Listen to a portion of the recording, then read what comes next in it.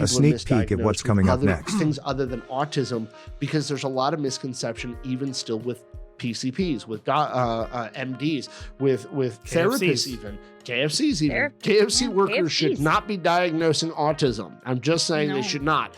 You make great chicken, but please do not point out my autism. I'm sorry, your daughter is a biscuit.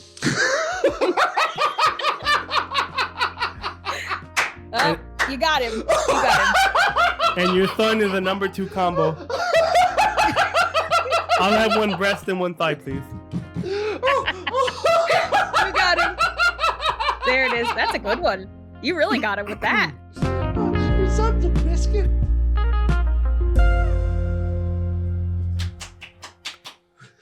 I'm glad I have your permission, Nick. What the fuck? I'm not even the one who said it. She did. Nick. All right, so I'm just trying to help you. Wow. I'm not even the one that said, okay, Steve, you're allowed to do it now. And yet you're looking at me and making people think that. Listen, I don't like it when mom and dad fight. Stop. You mean dad and dad? You have to, you have to show Patrick Stewart some respect, okay?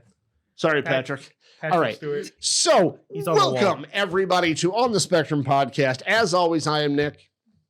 I'm me. And that's Steve, who could never fucking do a cue to save his life. I'm and not a dog. Today, yeah, whatever. I still feed you like you're one. I'm going to give you a treat in just a minute. Nice little bacon flavored bone. So anyway, this is On the Spectrum podcast. We do an every weekly show. Now, as I usually do on most episodes, except for the ones that he starts off with, we do not presume to be experts of anything at all whatsoever. And also, if you hear some things you like, you dislike, you disagree with, or we offend you, please leave a comment and talk to us about it. If you want to come on the show, whatnot, that's cool too. But we do have a special guest on today. Whoa. What? She's not special. All right. That's inappropriate. You were right. We have a guest who is average and normal and human. That's right. And her name is Niki. She actually is a co-host of a podcast. Her and her friend Amanda do a podcast called the Neurodivergent Convergent podcast. Hope they didn't slur that shit. I have been drinking today. Not really. But they do a podcast. They've been rocking it for about 21 episodes.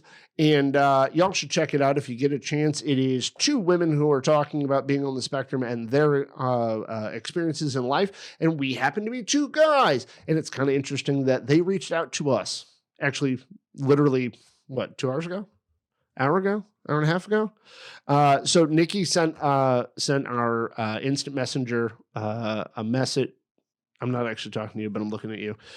Send us a message and said, hey, would you guys be willing to come on our show? But me and Steve were actually preparing to do this episode today. And so me and Steve were like, fuck it. And we reached back and said, hey, you want to be on our show today?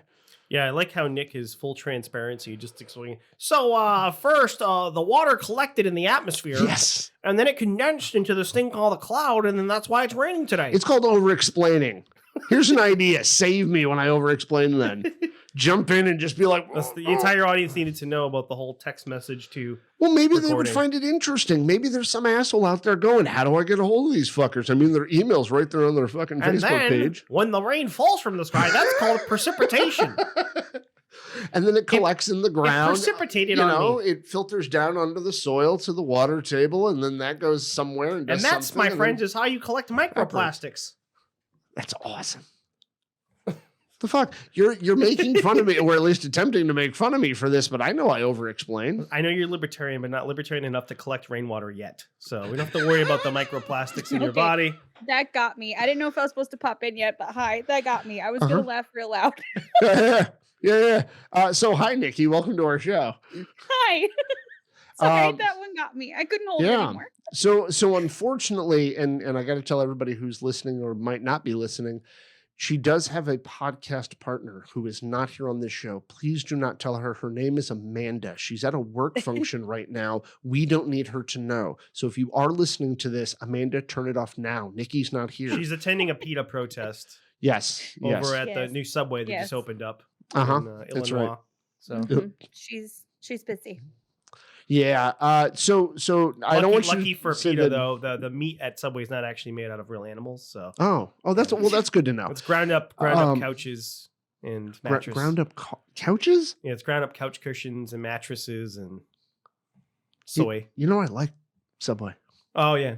Well, it's like half soy. So there you go. Oh, good. The chicken It's is a like little- 30% chicken and like 70% soy. Oh, that's even better. There you go. That's even better. Mhm. I always wanted that much extra estrogen.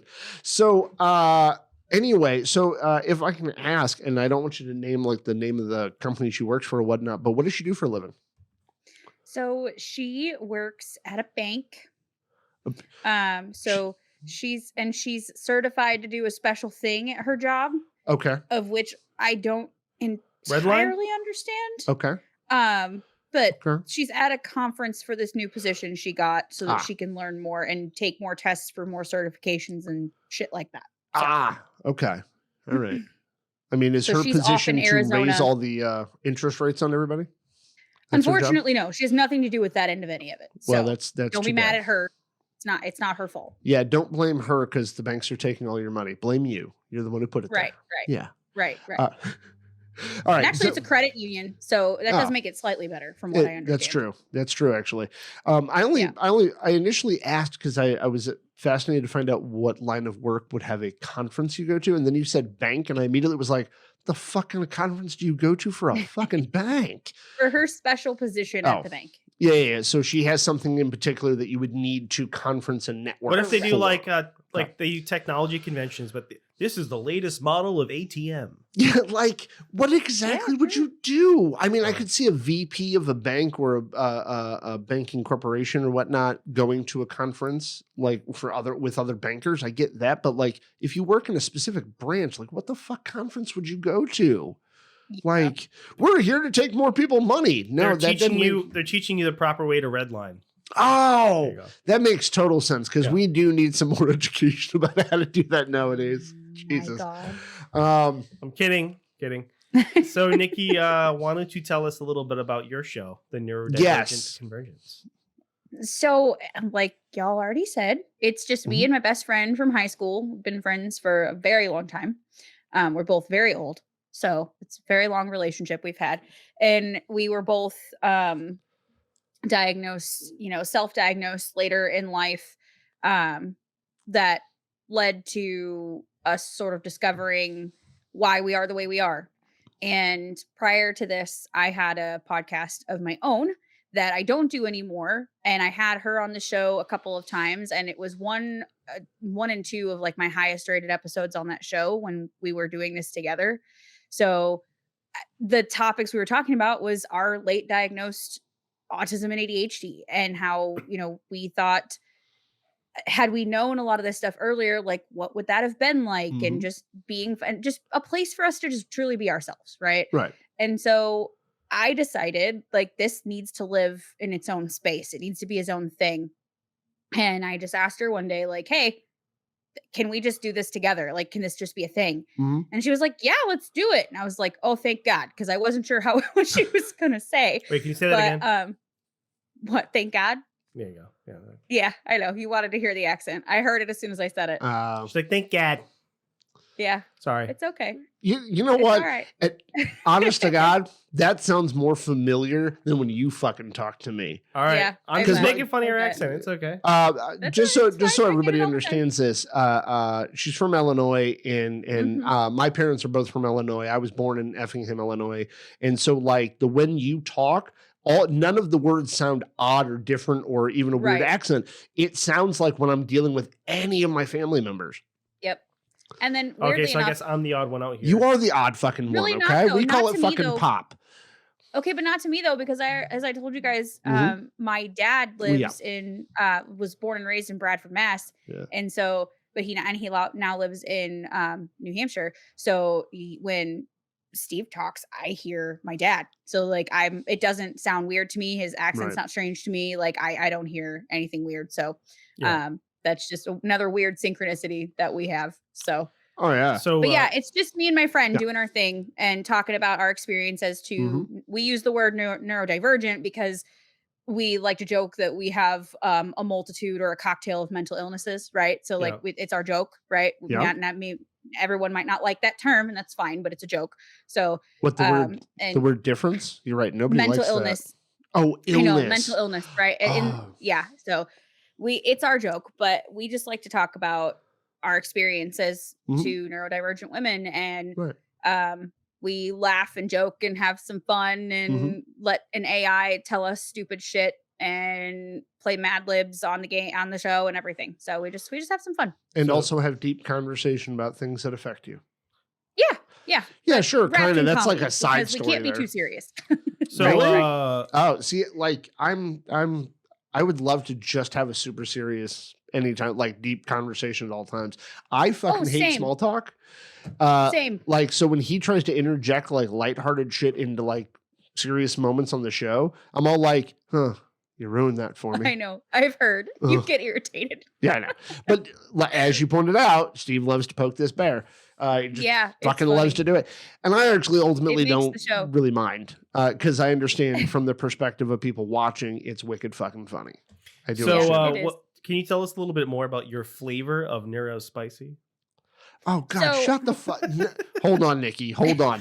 Neuro fucking spicy. Really? You're gonna jump on that fucking bandwagon of calling shit spicy? Because I wanted to The say fuck? flavor. You know what? What's your- I get horrible heartburn. None of us here are allowed to be spicy at all. Okay? What's your type of tism? Yeah. My type of tism. So, both actually, I'll speak for both of us. Our types of tism are level 1 neurospicy. We'll just throw all the terminology in there. You ready? Yes. Level 1 neurospicy, low support need Uh-huh. tism. But you forgot Both of one. us. You forgot one. Did I? What Yeah. What did I forget? You forgot to say the one we're not allowed to use. What? Asperger's syndrome. Oh, sorry. Yeah. Level 1 high function Asperger's syndrome. Yeah, low it would have support been need. considered Asperger's syndrome. Yeah. Yeah, Yeah, it would've. all four It of would've. us would have been Asperger's syndrome diagnosed, 15 years For ago. sure. For Yeah. sure. For sure. I guess what I mean by flavors is like, how does it present itself to you? Like what Oh, see, Yeah, where do you I fall heard it the on way the- Nikki heard it. what do you fall on the spectrum? Like what are some of your thingies? What are some of your What are your particulars when it comes to stimming, RSD, PDA, things like that? Like, Yeah. what are some of your eccentricities? So, for me, I heard you talk about like you're a very passionate person, Nick. Mm, So like I can be the one that's maybe a little bit too intense sometimes, and I've had to learn to meter that because as my own perspective as a woman, sometimes that's really not allowed, right? You're not Oh, allowed no, to be yeah. that loud and eccentric and passionate, right? right. So I tend to be on the more like slightly extroverted side of things. However, I burn out quicker. So Yes. I'm like what would you call that? I have a short fuse, right? So like I'll start big and like I'm happy, but then I'll burn out really quick. candle with a short wick? Yeah, Sure. Yeah. There you go. Yeah. sure. That Let's works. go with that analogy. I Um, agree with it too. Yeah. Yeah. Yeah, that works. And then my co-host is very introverted. Tends to have more of the RSD presentation where she's just very aware of everything all the time Mm. and tends to try to keep to herself and won't really be very loud, won't be confrontational. She's kind of much more quiet, right? So Demure? yeah, well, You and no. your big ass words. It's not a big word. It's I don't like know that I'd say 5 letters. demure because Or when she does speak though, she has Uh-huh. her opinions and they're quite strong. So like Like this guy. but over the years I'll say I used to be very black and white think, and then now I've sort of traveled more into gray. So like Mhm. I'm able to see all sides of things, which is also equally irritating. I have learned that when you're Yes. quite gray or when you're black or white, like black and white thinking, it Mhm. doesn't seem to please anybody. You're just gonna piss somebody off one way or the other. And, So and you always people will. want you to take a side or pick a team. Right. Well, but Right, and even I when you're don't black and usually. white Coke or thinking, though. Pepsi? Well, but even Coke or Pepsi, motherfucker? well, even when you're black and white It's thinking, Pepsi. though, at times you're going to be coming across somebody with a specific topic, and you're almost always going to be on opposite sides because you're never enough in their direction for them to Yes. accept you as that. I just so they realized automatically that, think you're on the opposite. I just realized the Coke and Correct. Pepsi analogy actually kind of worked for politics too, It because does. you got blue and red. Oh, for You know? sure. Yeah. Absolutely. You got red For sure. can versus blue can. Right. Even though they're both fucking cola. Get over it. Yeah. Yeah. Oh my God. They have And then Nick different throws a dressings, can- but the same shit on the inside. Nick throws Weird. a can of Fanta at the screen. Yeah. Coke and Pepsi, It's Fanta, neither. Yeah. Like, fuck you. grape Ah. soda. That's right. That's right. Or even worse, fucking passion fruit. And anybody who picks cream Ugh. soda should just be put Gross. into a pit and burned alive. How so. dare you? I I love cream agree. soda. Oh my God, I love Blech. cream soda. Put some cream soda with some vanilla ice cream. Okay. Delish. Can I meet you in the middle here? Sure. Only if it's orange cream soda. Oh, Like the shit from Cracker Barrel. That's the best. I'm sorry. I'm sorry. We don't allow people to talk about Cracker Barrel here. Okay, I'm sorry. They are a horrible human being of a restaurant. Human Okay, being I'm in a sorry. restaurant? Of a restaurant, yeah. No, I've gone to Cracker Barrel. I need many to times. Grew write up a on Cracker Barrel, so Usually when I sorry. feel like being racist is when I go to Cracker Barrel. I can't. So I'm gonna start a book of Nickisms. So anytime you say something that doesn't make any sense, I'm gonna write it down. Cracker Barrel is a horrible human being of a business.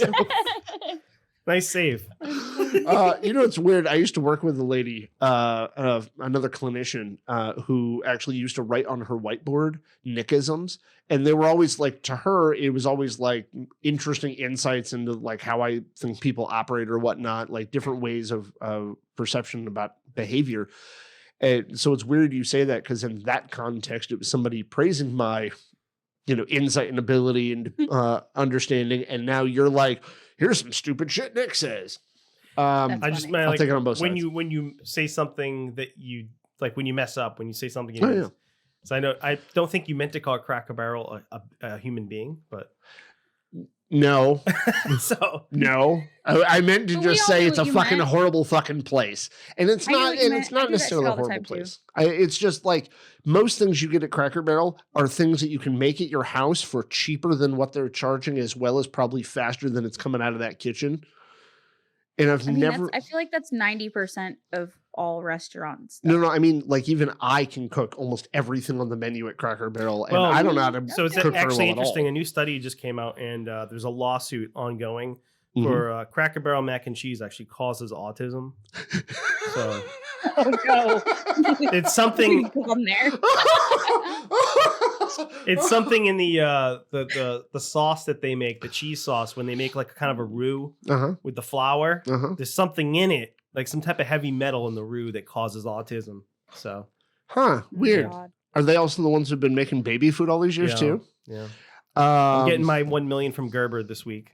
Oh, good. I'm glad they're paying out I need for to you. put that little ball baby in his place. Yeah, that's exactly right. Put that little bitch in the wow. All right, so Put the little bitch in the wow. That's great. I had a whole sentence, but Isn't I that decided baby? to The stop. baby on the Gerber bottle is like 80 years old now, I think, or something. No, like they that. died. Didn't they? The first baby they ever used yeah. for it, has died. All right. Oh Well, my God. maybe Well, their, didn't die as a baby. Hold on, they died as an adult. their I know. estate Okay. owes me some money, okay, for my tism and all the heavy Oh my metals in God. their spinach. Man, shut up. fucking vaccines, fucking Tylenol, fucking now baby food. Why don't we just say fuck off to all of it? Who So, gives a if shit you've why been- we have it? We have it. If you've been on Facebook Yeah. recently, I don't know if you've seen all the baby food autism things on Facebook. Oh yeah. Well, it's the newest thing they want to fucking blame for it. So it's like the Tylenol Oh my one, but God, now they're no. suing the baby food companies because they're saying that baby food causes autism because there's heavy metals in Okay, it. sure. But there would be far Sure. more children with autism if that's the case. The fact that Agreed. there is less than 3% of the population worldwide that is diagnosed with autism, like it can't be the fucking baby food. There's far too much of that shit No. sold and far too much of it given to so many fucking children. I just like to make You jokes can't have about 3%. It. It's funny to Like me. that's not even a good correlation.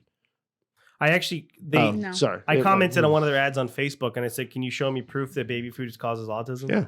And somebody just like sent me a reply saying, "Well, look it up" or something like that. Like, Really? Oh, that's nice. So when like the Tylenol ads were going around on Facebook, I asked for that. I said, "What is your supporting documentation?" And they sent me a research paper, or at least a link to one. So I clicked on it, and it did not send me to research at all, even though they were claiming Oh, it was a research shocker. paper. It was an advertisement for this same law office that Mhm. all it said was there was research that links Tylenol to autism. And at no point was there anything of reference or resource for me to see whatever it was. So I went on to Google Nope. Scholar, which is usually the first place I look for research on, and I typed in Tylenol and autism. And I did find something. But in that research paper itself, it said there is a correlation at best. It Right, wasn't actually correlation anything. does not equal causation. Right. Isn't that what everybody always says? Yeah, exactly. And there was nothing Yeah. in the discussion section of the paper that said anything about some link that there was No. any strong significance to it. None of that. It just said that, I think we need to There's- have a talk. these two things happen at the same Nick, time. as you know, your wife has been suffering all week from chronic headaches and Mhm.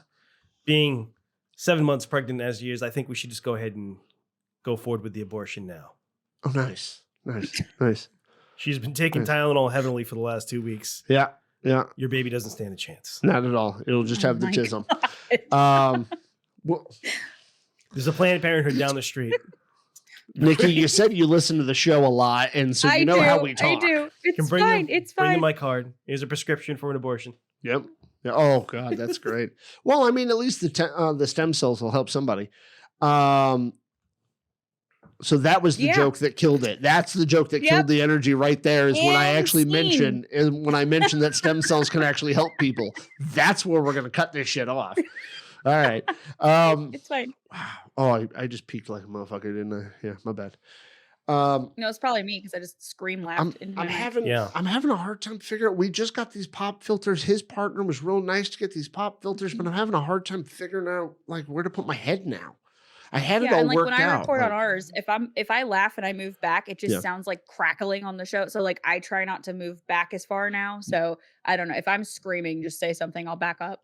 Yeah, don't worry about it. More than likely, he'll just look at me and give me a dirty look or some shit, and I'm supposed to Be like, interpret she's that. screaming. Make it stop. So and I'm how gonna many, be like, what? how many headaches did your mother have during her natal cycle? Not sure. That's not necessarily the conversations we carry. So I'm really not sure. I'm not sure. Oh. I had a lot though with my kids. And Yeah, they're both autistic. So there we go. Oh, there you go. Oh, there you go. Tylenol proven. yeah, Proof proven. right there. Yep. That's it. That's Yep. all there is to it. That's it. We don't need any more than one mother to say she took Tylenol and now she's Yep. got an autistic kid. We don't And need more both than my that. children. You didn't feed her baby Yep. food, What, did you? are they? Yeah, I did. Are they level 1, 2, 3, or 85? 2, both of them. Dose. Okay, so Yeah. a little heavier support needs than yourself. Yeah. Okay, But they don't present as much as I think most people might assume level 2 autism presents. So okay.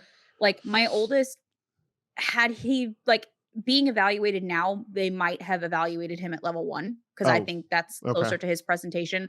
My youngest definitely presents closer to level 2, but I mean they're both verbal, they're both low. I feel like they're lower support need in my personal opinion. Mhm. But my youngest does have more Sensory issues? more sensory problems, Mhm. more things like that. So I not that I think they're ever gonna need to live with me for the rest of their lives or anything like that, but they're Okay. definitely Um, Noah's definitely more support than my oldest. So okay. Roughly, how old are they? my oldest is 11 and my youngest is 8. Okay, so the 11-year-old can the 11-year-old make food for themselves? Yeah, we're doing things now called life skills days Yeah. because I feel like, as a mom and them needing to, knowing that they are most likely going to be capable of living on their own, right? Without me. And that's the goal, right? Mhm. Is I'm trying to teach them as early as possible Yes. how to care for themselves so Yes. that they have the longest amount of time practicing it. Because Absolutely. they're probably going to need longer to be able to master those skills. So Yeah. we're starting as early as possible. Yeah, So, to just be able to create the routine of trying to figure out how to clean up their room and do laundry and cook. Yep. Yeah. Oh, yeah.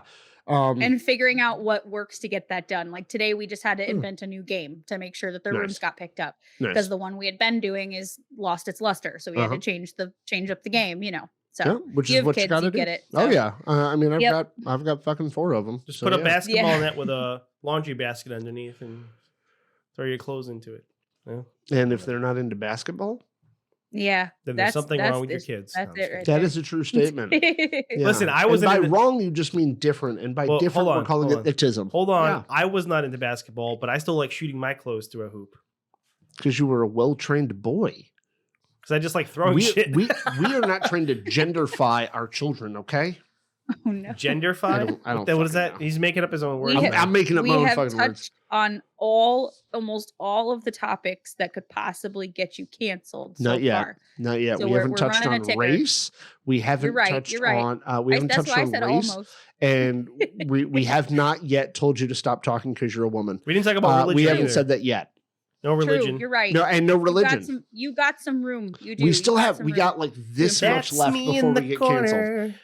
That's That's me in the actually my spot. favorite song. Like Oh, really? losing Yes. my religion. Did I you am a also 90s lose your religion? alternative stand for sure. Oh, okay.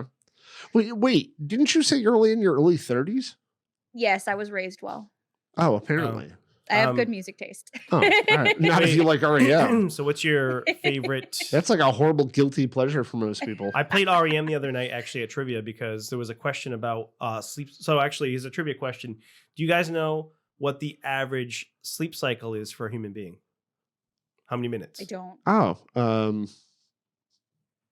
I feel like you should know, Nick. 30 I don't know minutes. why, Probably but I feel should. like you 30 know. minutes, 60 minutes, 90 minutes, or 120 minutes. 120, I would say. Well, 90 to 90? 120. It's 90. Oh, it's 90. But I okay. played REM and REM song because it's REM. rapid- Yeah. There you go. Yeah, because you Yeah, have yeah. to hit REM cycle. Yeah. Yeah, for sure. Okay. But I Okay. played "It's Tracks. the That End tracks. of the World as We Know It." I played that song. Yep. So, Oh, what's your no, that favorite makes '90s, early '90s alternative, whatever type of music? What's your favorite band or song?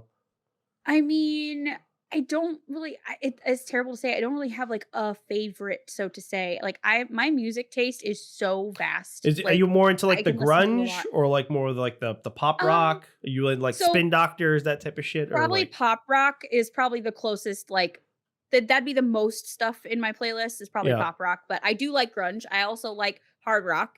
I love Metallica. So Yeah. like I'm a little bit everywhere. I can listen. Like there was one point I was hyper fixated on Disturbed, and I had their entire discography when like downloading music was a thing. So like I had their entire. I've seen them shit live a ripped couple onto a- times. Wait. When That's you're saying awesome. downloading music was a thing? Like Yeah. ripping music to a CD was a thing, or like Yeah, for when iPads or iPods first came out, and like you Nick had is to like old. Well, no, the pirate reason, shit. okay, he's fucking right. When- I am a decade when older than LimeWire you, was a and I'm thing. thinking There we like, go. LimeWire. yeah, like I'm thinking you're 33. I'm 10 years older than you, right? When that was a fucking thing, I was like in my early 20s, and I'm thinking Right. you were fucking 12. Like, who the fuck Right. is letting Yeah. you download music at 12? I burned my first CD when I was I want to say I was like 13. Yeah, dude, you're 6 years My different dad from me. built me She my is first literally computer a when I was decade. like 10. So What? I was yeah, he built me my first computer when I was 10. So like And I let was you learning things from him. unsupervised? It was the 90s. I know there was still a lot What of was porn on the supervision internet. in the 90s? I wasn't. It was harder to interested in access that. I was that an stuff, autistic but- kid No, it that wasn't. just didn't know I was autistic. That just wanted to listen to music. I wasn't interested. You know in what I used anything to do on else. my computer when I Weirdly was enough. 10? What? I used to go look at what was that old encyclopedia you got on the disc? Encyclopedia Britannica. The one on the disc? Yeah. Yeah, I used to just look up shit. Yeah. Read stuff. So during that same time period, even though I was downloading music somewhat, it was mostly movies and TV shows for me Mhm. because I have to fucking hoard fucking DVDs. Ask my ex-wife. Oh We my had God, a you're big my ass, husband. super big shelf thing, 3-section fucking like 5 shelf each thing that I had just DVDs, and then Yep. the TV series was a whole nother fucking shelf thing. That's It was my this husband. massive fucking thing. And He by hoards the B movies. yeah, and B most of them I horror, didn't watch. yeah. I mostly didn't watch it. I literally bought it to have it. They were in plastic. They were sitting on a shelf. I couldn't even tell you all the fucking movies I had. Here's what I knew. Walmart, the $5 bin, I just fucking bought the shit. I Yep, had no idea that's- sometimes what the titles were because I had to That's my fucking life. hoard it. Well, Yep. I mean, one of the reasons why I got past doing some of those kinds of behaviors was at some point I couldn't. And so I had to find other ways. And then all the downloading happened. But then my favorite thing happened in the world. It became legal for me to have a massive, massive, massive catalog access to all this shit. It's called streaming services. And so I Right. literally got rid of all of it. And I'm like, now I can watch whatever I want. Unfortunately, I That's don't want to funny. give more money to Apple, but they've got awesome ass fucking TV shows. Okay. Well, we were talking about music, but that's okay. Yeah, we were, but it's okay. No. I get it. I went can to, understand it that Music, way. downloading. Hold on. I downloaded movies. I'm trying to relate here. Jesus. Well, I was gonna Oh, go ahead. I was gonna talk to her Yeah, about music. a bunch of the because I had probably similar tastes in music. So like growing up, It one of my sounds like it. favorite bands was the Chili Peppers. I was really big Uh-huh. into them Yeah. growing up. Yeah. I was really big into like Tool, 'Cause Nine Inch you are one. Nails. Is that 'Cause a you are Tool? one. Yeah. Yep. But I've seen like tons of bands. That's all I did like in middle school and high school. I just used to go to music shows and Guy who now complains about having so much anxiety about going to like a fucking theater show. yeah. I mean, I never liked the crowds, but I used to go. Yeah. The desire to see the band was like outweighed the anxiety, so he would go. Like I get it. I don't really like going to crowded places either, but if I want to go see what's there bad enough, I'll get over it. And I understand. I was trying to have a not understanding or compassionate I know. moment for him. And like, I was trying to shit on him And for I that. ruined it. And Yeah. I ruined it. So I'm very Nick, grow a heart. Fired. I'm I'm very very- bigger. very hipster though, with like some Yeah, of you are. my favorite things are very like stereotypical, like kind of hipster douche. You could have 'Cause I- ended the I love- sentence with "I'm a hipster." I love Could've ended it right there. IPAs, and my favorite band is Radiohead. Okay, Okay. I mean, you so I'm a walking stereotype. serious to God, if That's all right. if you could come up with a trait or describe a hipster in some fucking way, just say Steve's a hipster, and that covers all of it because don't- that is literally him. I don't look like a hipster. I don't think. But I Bullshit. just, Like I half have the a lot time of- you fucking do. I have a lot of hipster interests. You do. You have like odd fucking print, but they're like button up the front. And they're short sleevey collared shirts, and you do the fucking sweeping of the side of your hair, and you fucking talk about fucking like artisan made shit. So anyway, That's the hipster checklist right there. it We've- really fucking. we've Oh my established it. god. Yeah. The leather fucking shoes and shit that nobody's worn for the last 80 years. That's funny. Sorry. Although you don't cuff your jeans. And I'm very Nick's proud old of you. man yells at cloud. That's Nick. Yes. You kids with your Crocs and your iPads. Yeah. Yeah, Oh my actually. God. Yeah, on the Okay. flip side of that, yeah. You mentioned Crocs. Are we team Crocs or are we team abso-fucking-lutely not? Yeah, I'm- so fucking lootly I'm kind of just indifferent to them. I don't really give a crap. Okay. I think okay. I think Crocs is from a business perspective. I think Crocs are the greatest fucking thing ever, right? Because they're cheap as fuck to Obviously. make. Yeah. Everybody fucking wants them. You can put all this accessories and shit on them now. They've tapped a market that they yeah. didn't know existed for sure. I like to Somebody rock made a out with fuck my ton of Crocs, money, and though. bravo for you. On the flip side of that, how lazy do you need to fucking be to own a fucking pair of Crocs? Like, how Tell my fucking husband lazy? Honest to God, like He loves these are it. slip-ons, okay? I buy Skechers because a lot of slip-ons, okay? I get Oh that. God. But I have to put a finger on the back of the shoe to make sure the back of the shoe comes up, right? Crocs, you don't even need that much. Like they are slippers you get to wear to work, but only certain jobs, only certain jobs. Somebody tried to wear Crocs at my job, and they were like, okay, now you're pushing the limit of what fucking casual profession is. And the person goes, what? I can buy a leather cover for my Crocs. And I'm like, Oh then my just buy God. the fucking shoe. Like buy a God. fucking shoe. I think we should all just go back to being barefoot, like nature intended. You know what? So That's we another live in question. 2023. Team socks or team barefoot? So from I- everything that I've looked into, it actually Yeah. is healthier. I mean, if people who spend more time barefoot, it's healthier for your posture. It's healthier for your foot. You develop kind of calloused feet, Yes. and your toes spread out, and people have less foot problems, less back problems, less spinal problems because of the way you walk naturally as a human being. Because we're not Mhm. designed to wear shoes. We're fucking animals, right? We started wearing shoes to protect our feet from certain things. But if you allow your foot to become callous, you can walk on surfaces without hurting yourself, right? But it's just funny that there are certain instances where even if you wore barefoot, where you might still put foot coverings on. Uh-huh. But I'm just saying, like, if you walk around barefoot long enough, your feet will toughen up, and your posture will be better, and I don't know, whatever. So Yeah. So to No, answer I your have question, read that, but like Yeah. I just mean like from a sensory perspective, Right. Like, are you team I have to wear socks 24/7 because ew to everything that my feet touch? Or are you like, I hate socks. I would be barefoot every day if it was possible. Because Listen, I'm you barefoot. don't have to say socks. You can tell us what you really mean. Okay. What do I Huh? mean? what? I don't know.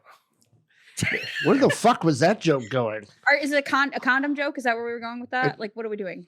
Yeah, well, I can't think of don't anything else know. that would make sense. neither Socks can are I. what- Like that's the first. I was like, was that a bad condom joke? Like, what the fuck was Yeah, he saying? that was just my first thought. But Yeah, all right. maybe that was way so fucking off so to base. I don't answer know. your question, and unfortunately I have to make this difficult because thank you, Tism. If I already don't have socks on in the day, I actually find it far more difficult to put them on just to avoid the Okay. sensory stuff. But if I already Okay. have socks on, I have a really hard time taking them off until the very last minute because I don't want to touch anything with my feet. So it depends on how I start. Okay. Acceptable. Acceptable answer. Yeah. I actually, maybe too much personal knowledge. Well, maybe not. I mean, what the fuck's the show for? Whatever. So I actually have a very hard time, and my partner can attest to this. I have a very hard time getting out of jammies and getting going, not because of what I have to do that day, not because of any other reason than I have to walk out my door. Like Okay. the idea, not the idea of like going to get my oil changed for my haircut or grocery store or whatever. Those aren't really the thought that stops me or hinders me or causes me to avoid whatever internalized demand I'm creating for myself. It's just the idea of stepping outside of my front door. I have a Okay. very hard time getting back. And some people would be like, well, yeah, that's just being lazy. No, I get it. Like it's literally the idea of trying to walk out my door. And it's not like some social imposition because I have to dress a certain way. It's just the idea of going out my door. Like Yeah, but like once you're out the door, you're good. Yep. Right. And Like once you make it out the door, you're good. Yeah. Once I start Yeah. putting clothes on, appropriate for the day or whatever, but Mhm. I'm good. Yeah. Once I have to put those socks on, I'm like, fuck it, I'm already going. So I might as well finish my day. You know that I would be a lie. If This I is were- his Did polite we way go of too telling long you without he would talking like to you? now. It's Did we the- go too long without talking to you? It's the doors because you said the door. Never I mind. I know, dude. I get it. Just let him speak. He just wants to speak. Jesus, Come on, yeah, baby, like- light my fire. Okay, honest to God, like all three of us at some point in this conversation are going to feel like a third fucking wheel. We've got Well, three autists talking to This each other here, conversation has been very weird and like just all over the place. yeah, all over the Yeah. place. You Welcome to know, like one of our previous episodes, one And of we our usually early, stick somewhat to topic. yeah, I kind of, know. yeah, kinda. It's okay. and we will. We'll get there. but I will say, Anytime I'm ready to go. we- Just tell me to we- shut up. We need to stay on task. We will not utter that because we'd have to tell ourselves to shut up too. Anyway, so we had somebody comment very early on in one of our first episodes. I think it was our 4th or 5th episode. Somebody actually commented and said, I really appreciate the fact that you guys tangent off into all this other stuff because it makes me feel better because I do too. And Yeah. like, we actually took that advice and kind of went, all right, cool. It's good to have a topic and all, but if we go fucking way off the rails, somebody else is relating to us because we do that. And so that's Yeah. kind of cool. And so I actually don't mind the tangenting fucking thing because there's somebody listening to this episode, or at least will listen to this episode at some point, and they're going, no, I'm totally with you guys. I'm following all the connections, rock and roll. I know Yeah, there is. same. That's Amanda and I every Yeah. time we record. Like we have an idea of what we're going to talk about, but then the last couple episodes, I think it was Mhm. the last episode we did, took 40 fucking minutes to get to our topic because Have- we just kept going Right. off. on Have you guys topics. seen the meme of like the white girl with like all the math equation things around her head and she looks confused and she's like, Yes. that's neurotypicals listening to Yes. our show. Yes. Like, Yeah.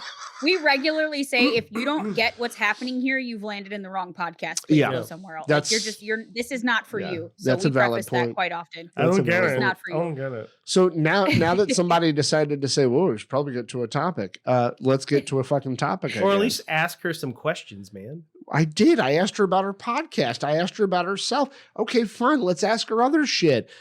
So without naming whatever company you work for, because that's bad in our line of work to do, what Yep. do you do for a living?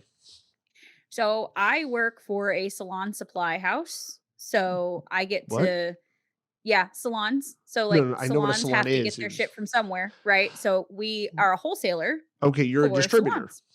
Correct. Okay. So and I am what's considered the beauty guru there. So Am I like I more get to go- chestnut or what would you call Holy this? shit.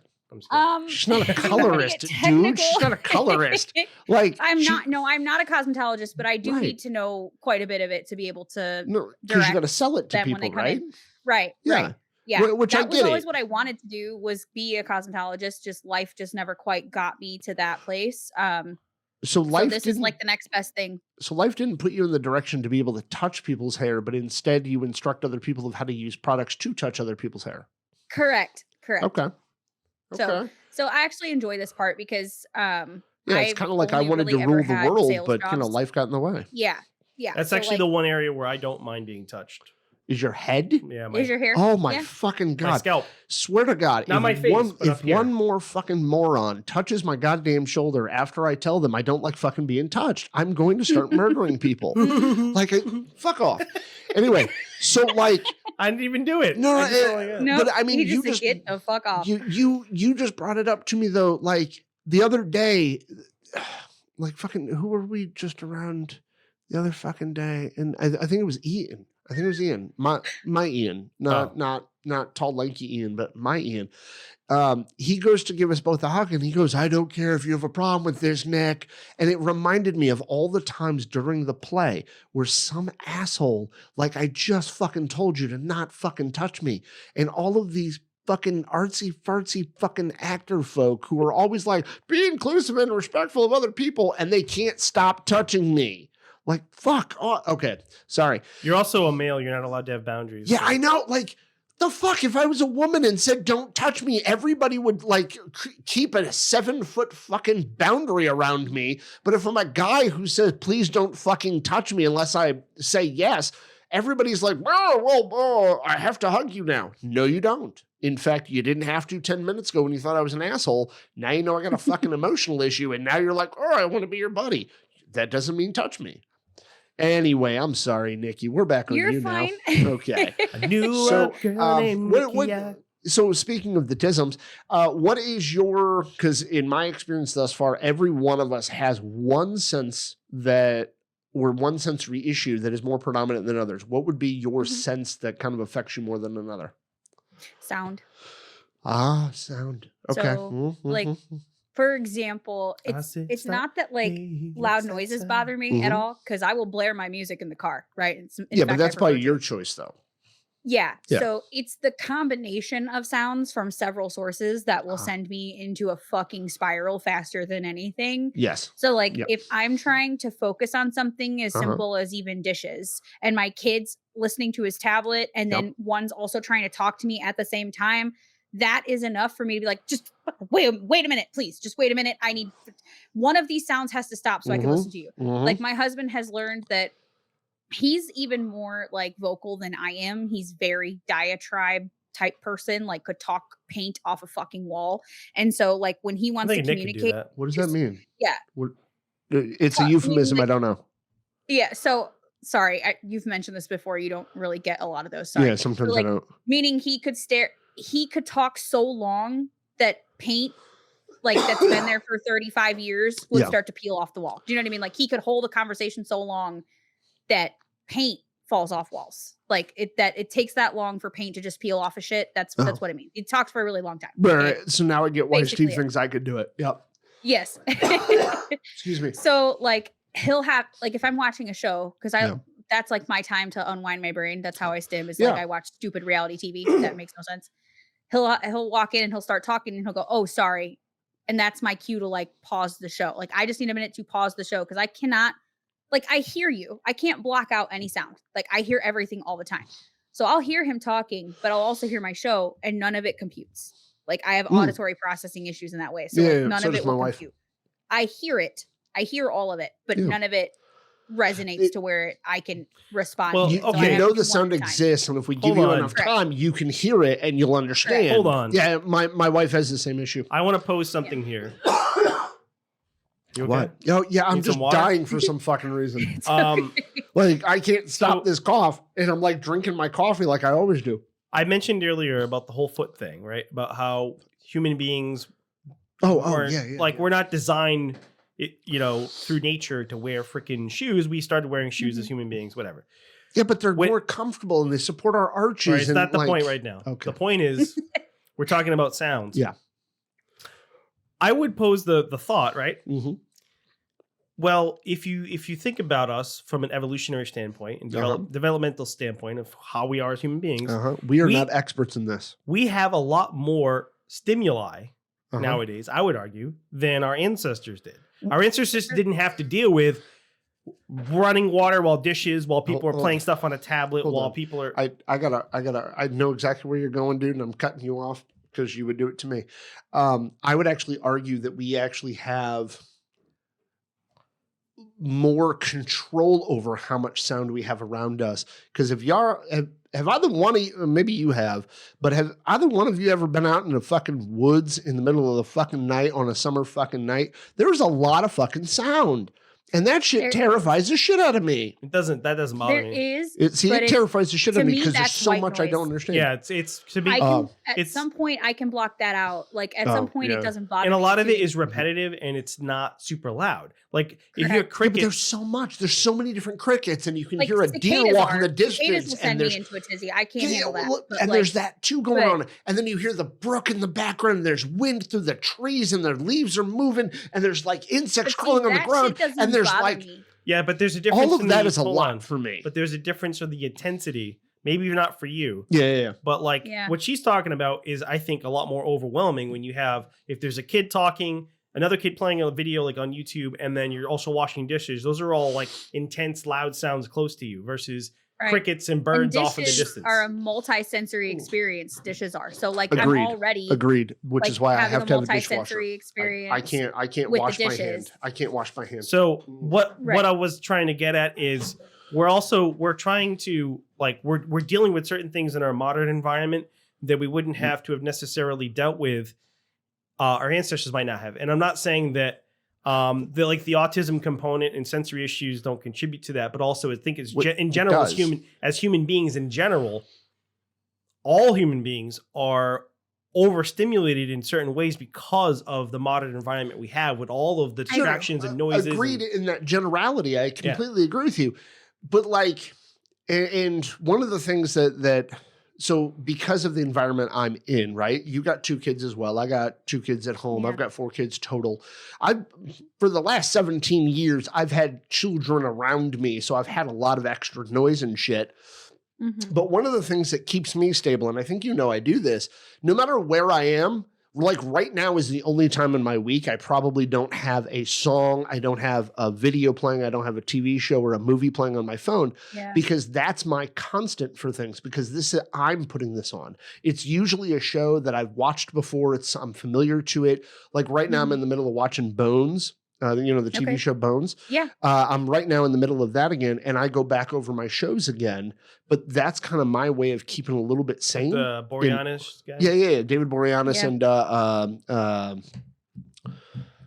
I don't know Emily her name. Deschanel. She is. No, not Emily. Maybe? No, it's the other No. one. Whatever. I know they're. That's not Zoe Deschanel. No, That's no, not her. it's Emily is her name. Her name is Emily Oh, because is her it sister is Emily Zoe. something? Yeah, they're sisters. Oh, they're sisters? Yeah, they're sisters. Oh, I didn't know that. Okay, Yeah.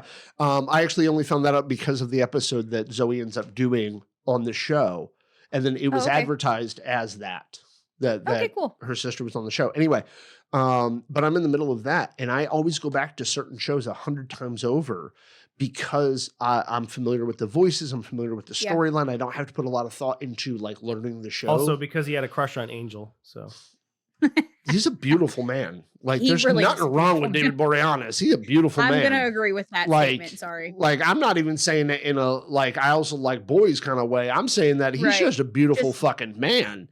Like I the can say that. I jawline say that and about women all the fucking time just too. I'm the like, way they're he's just gorgeous. Yeah, like he's if a I beautiful batted for guy. that team, that's who I'd choose. Yeah, right. for sure. Like absolutely.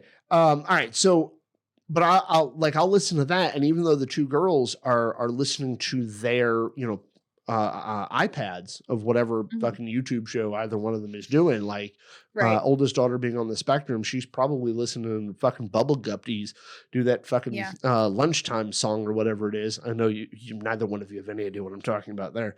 No, but- I know Bubble Guppies. Okay, but do you Yeah. know that there's like an older man voice and he goes, "What time is Yes. it?" And all the kids go, Yes. "Lunchtime." Okay, or Yes. time for lunch. Yeah, my oldest will over and over and over and over and over and over and over again, and that can be really annoying for you audio sensory people. Mhm. But for me, I can tone that the fuck out when, fucking David Boreanaz tells me all about how, Bones being that logical just doesn't work. You got to listen to your gut more, Bones. Like, Yeah. yeah. yeah, So that Okay, kind of so let me stuff ask you centers this. me. I don't know anything about these kids things. I know you know nothing. Yeah. And if 'cause I did, It's you guys okay. should you you're guys one of should those be worried. child-free people. You should be worried if That's I did know okay. all these child videos. Like, why am I watching? Why am I watching all these child Honestly, videos? I wouldn't worry about you knowing them. Oh, okay. I would worry if it was somebody who I didn't know had the tism. Then I would Right. have a problem with it. So I have this. Yeah. I have this question, I guess, for both Sure. of you. I want to hear from both of you. Sure. So you're you mentioned like reading it having off something. something. Do what? Oh, you just looked down. It looked like you were reading Yeah, it I off do something. that because eye contact. I do that. So I have issues with eye contact too. No. So I'm just curious. Like you said, you have something going on in your ears all the time. My Yeah. husband does too. And like me asking him a question or Mhm. speaking to him with something going on in his ears does Mhm. not bother him. Like it just whatever. Like it's Right. fine. I cannot do that. Like I listen to podcasts all the time. Mhm. I am a podcaster. I like that a lot. But if I'm listening to a show, Mhm. you can't talk to me. Like you can't talk to me at the same time as the show is going. I have to pause it. Like Right. I can't do that many auditory stimuli at once. That's why I had a So hard like time streaming. I tried streaming video games a few times, and it's hard for me to like pay Yeah. attention to people He wouldn't be able watching to do or both. respond Yeah. to people and play the game. I have to Yeah. stop what Yeah. I'm doing in the game to respond to people because I can't So focus like on two things at once. if that's what I would be doing, like if we're gonna Yeah. do like Patreon content like Right. later where we're like playing WoW or whatever, Mhm. you're all just gonna be watching us. Like I'm not talking to you. Like you're just gonna watch us be stupid and that's fine. Like Right. I could never, just like you, like I could never respond in real time to people because then I would like not be able to like control my character or like stop the game. Like I can't process that many things at once. So like clearly you're good with it. Like your music's on or your whatever's on, and like can people like talk to you Yeah. while you have it or do you Yeah. have to pause it? Okay. But I So had to I'm train assuming, myself Steve, to you do it. can't. Hold on. I had to train Okay. myself to do that. I didn't always do it just because. I used to play, and you've heard me talk about it, the game Civilization. Yeah. And in my first marriage, before I was diagnosed bipolar or autistic, I would obsessively play it. And I would be so lost in it and so obsessive to play each turn. It's a turn-based game that I couldn't walk away from it, but I also couldn't hear my, at the time, wife talk to me at all. She would come to the door of the room. She would open the door. She would say something to me. Most of the time it was probably, hey, are you hungry? You want to make dinner? Get dinner? What, can you change our son or whatever? I wouldn't hear any of it. And it's not like this game was loud. I didn't have any sound on it. It's because I was so hyper-fixated into it. And I used to be that bad when I'd watch TV. So I would binge watch TV on a regular basis, whatever DVD I had of it, whatnot. And I couldn't hear anything outside of that show unless somebody got my fucking attention. But of course, the second you tried to get my attention and pull me out of that TV show, I was all irritated and shit, or at least I'd sound like it. I had to train myself out of that. And I had to train myself to always have an ear outside of whatever I'm focused on. And it took quite some time. And I actually had to ask a partner. I went out of my way to explain all this to a partner. And I said, look, you have to help me learn how not to do it. You have to get my attention, be loud, be abrupt, slap your hands together, whatever it is, get me out of it, right? Just to break the habit. And now I can do multiple things. But I also had to do it because when you have a screaming baby, you can't tell that baby to quiet the fuck down. Because you're watching a TV show, right? Like that baby doesn't give a shit. Now, So see, that that was doesn't something bother that me. pulled Like me out. the mom instinct takes over for the sensory shit, right? So like the mom in me was just like, oh, the baby's crying. That's more important than my fucking whatever. And I never would get like that into something that I just didn't hear anyone around me. Because like I said, I don't have the feature that blocks shit out. I just don't. I just hear it all the time. So like no matter what or how loud, I'm going to hear what you said and it's going to stop my thought or stop my concentration. But if you continue to talk and I haven't paused what I'm enthralled in, I can hear you, but I'm not computing anything you're saying. Right. So like, the sound is happening. Yes. Like it's not that I'm just like, I don't even hear you because I'm so focused. It's I'm not computing. Like I heard what you said, but I also heard her say whatever the hell she said on the TV show. And now I need to stop and parse out who said what and who should I respond to right now, right? That's So, what like, Natalie what has about- to do too. Yeah, she's got to pause it what and just about be you, like, Steve? Like, how are what? you with that? Sorry, let me just take over your show and ask you questions. I have a hard time No, that's cool. focusing on more than one thing at a time. If I'm enthralled in a game, not so much a TV show, but more so like video games are kind of what gets me into like a vegetative state where I'm just like, or editing. Yeah, or if I'm like working on video I've seen editing, you when do it somebody for tries to editing. talk to me while I'm editing, I don't hear anything they say. No, I'm like, Nick is like, oh, so you want to get some pizza? And I'm just, oh my God. So, what'd you say? Like my ass can do two things at once, and I'm not going to say multitasking because there's no research to support that shit. In fact, there's a whole bunch It of depends research on what to I'm doing. dictate there's no such thing as multitasking. But this dude, on the other hand, It depends on what I'm doing. Like I said, if shit. it's something where I want to, like if I'm video editing, I'm trying to pay attention to a bunch of different things and I'm focused on it and thinking about, okay, what am I going to do with this? What am I going to do with that? So it's like I have a bunch of things I'm working on in my head. Yeah. So like I if get somebody's you. trying to talk to me, I'm like, I will say it's bad enough with you at times. At times, it's bad enough with you that if you even are thinking about doing some project, it is hard to ask you the question, what do you want to eat for lunch? I start doing calculus in my head.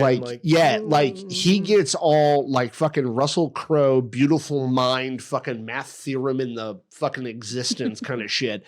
Like even when he's thinking about putting together the new tower for his computer or thinking about a video he wants to edit or thinking about a new sketch he wants to write, it's hard to get him to think about anything else in that given moment if he's already in that mode, whether he's actually working on it or not. I'm better at this now, but when I was younger, I used to get really angry or irritated if I couldn't complete something. So I start a task, and if it's something I really want to complete, if I was interrupted or pulled away from it, it would irritate the shit out of me. Like if I'm editing a video and I'm like 80% done, I need to finish that other 20%. Otherwise I'm like, what the fuck? I can't walk off from things unfinished either. Like I still struggle with that as a full grown woman. Like I have to learn how to like there are times pay attention to how much time is it, like try to figure out how much time it's going to take, or if I can't figure that out, ask somebody else, like, do you think this is too ambitious to try to XYZ in this amount of time? Like I'll often find myself staying late at work because I'm in the middle of doing something and I can't just stop and hand it off. So like I get that. I resonate with that. But like when I do like what's funny is the and one time I Canva did that shit or editing audio, it's like that's me too. Oh, no, I was gonna say at my my previous job, they would complain that I didn't do that, pass stuff off on other people. And then when I did start to do it, they complained that I was leaving tasks unfinished. And I'm like, you motherfuckers. We can't make fucking normies happy. That's fucking why. You complained that I tried to do everything myself or that I didn't hand off tasks to people. But then when I started to do it, you said I was being lazy and leaving tasks for other people.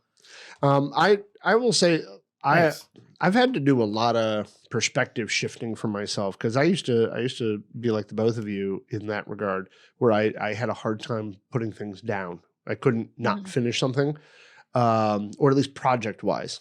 Like I can't finish a carton of milk to save my life. I always have to leave a little bit at the very end of it. I have this horrible problem fucking finishing that shit. A little bit of soda left in the bottle and shit. A little bit of coffee left in the cup. Anyway. Well, like once it gets cold, you can't drink. Like with coffee, if it's hot and it's supposed to be hot, once it goes cold, I can't drink it. Like, see, but that's a matter of how you designate it right there. Hot coffee. Well, it's got to be hot. Cold coffee. Got to be cold. But I would prefer to drink a cold coffee. And once my cold coffee gets less cold, I'll still drink it.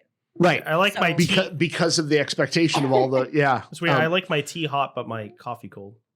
I know you are a weirdo that way. I like coffee, period. I swear to God, it's an obsession. Anyway, what I was going to say was special interest. Yeah. Well, I roast coffee for myself and shit.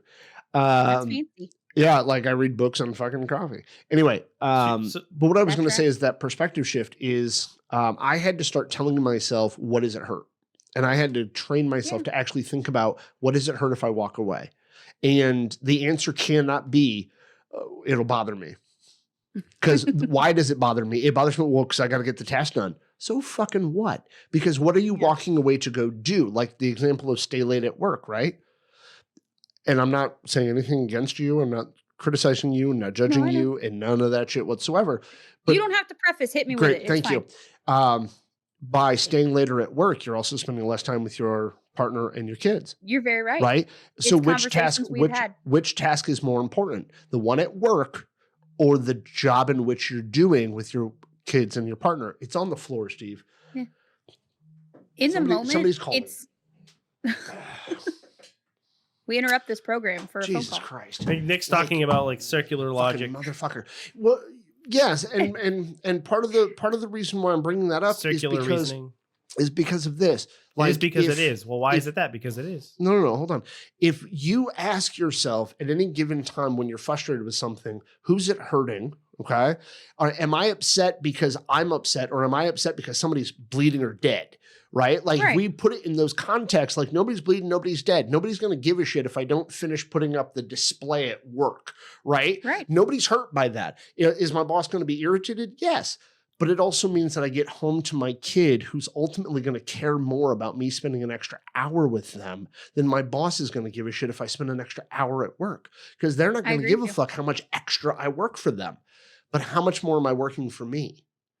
Right. And I so agree with I you. had to put that in perspective. But then again, he's more task focused than I am.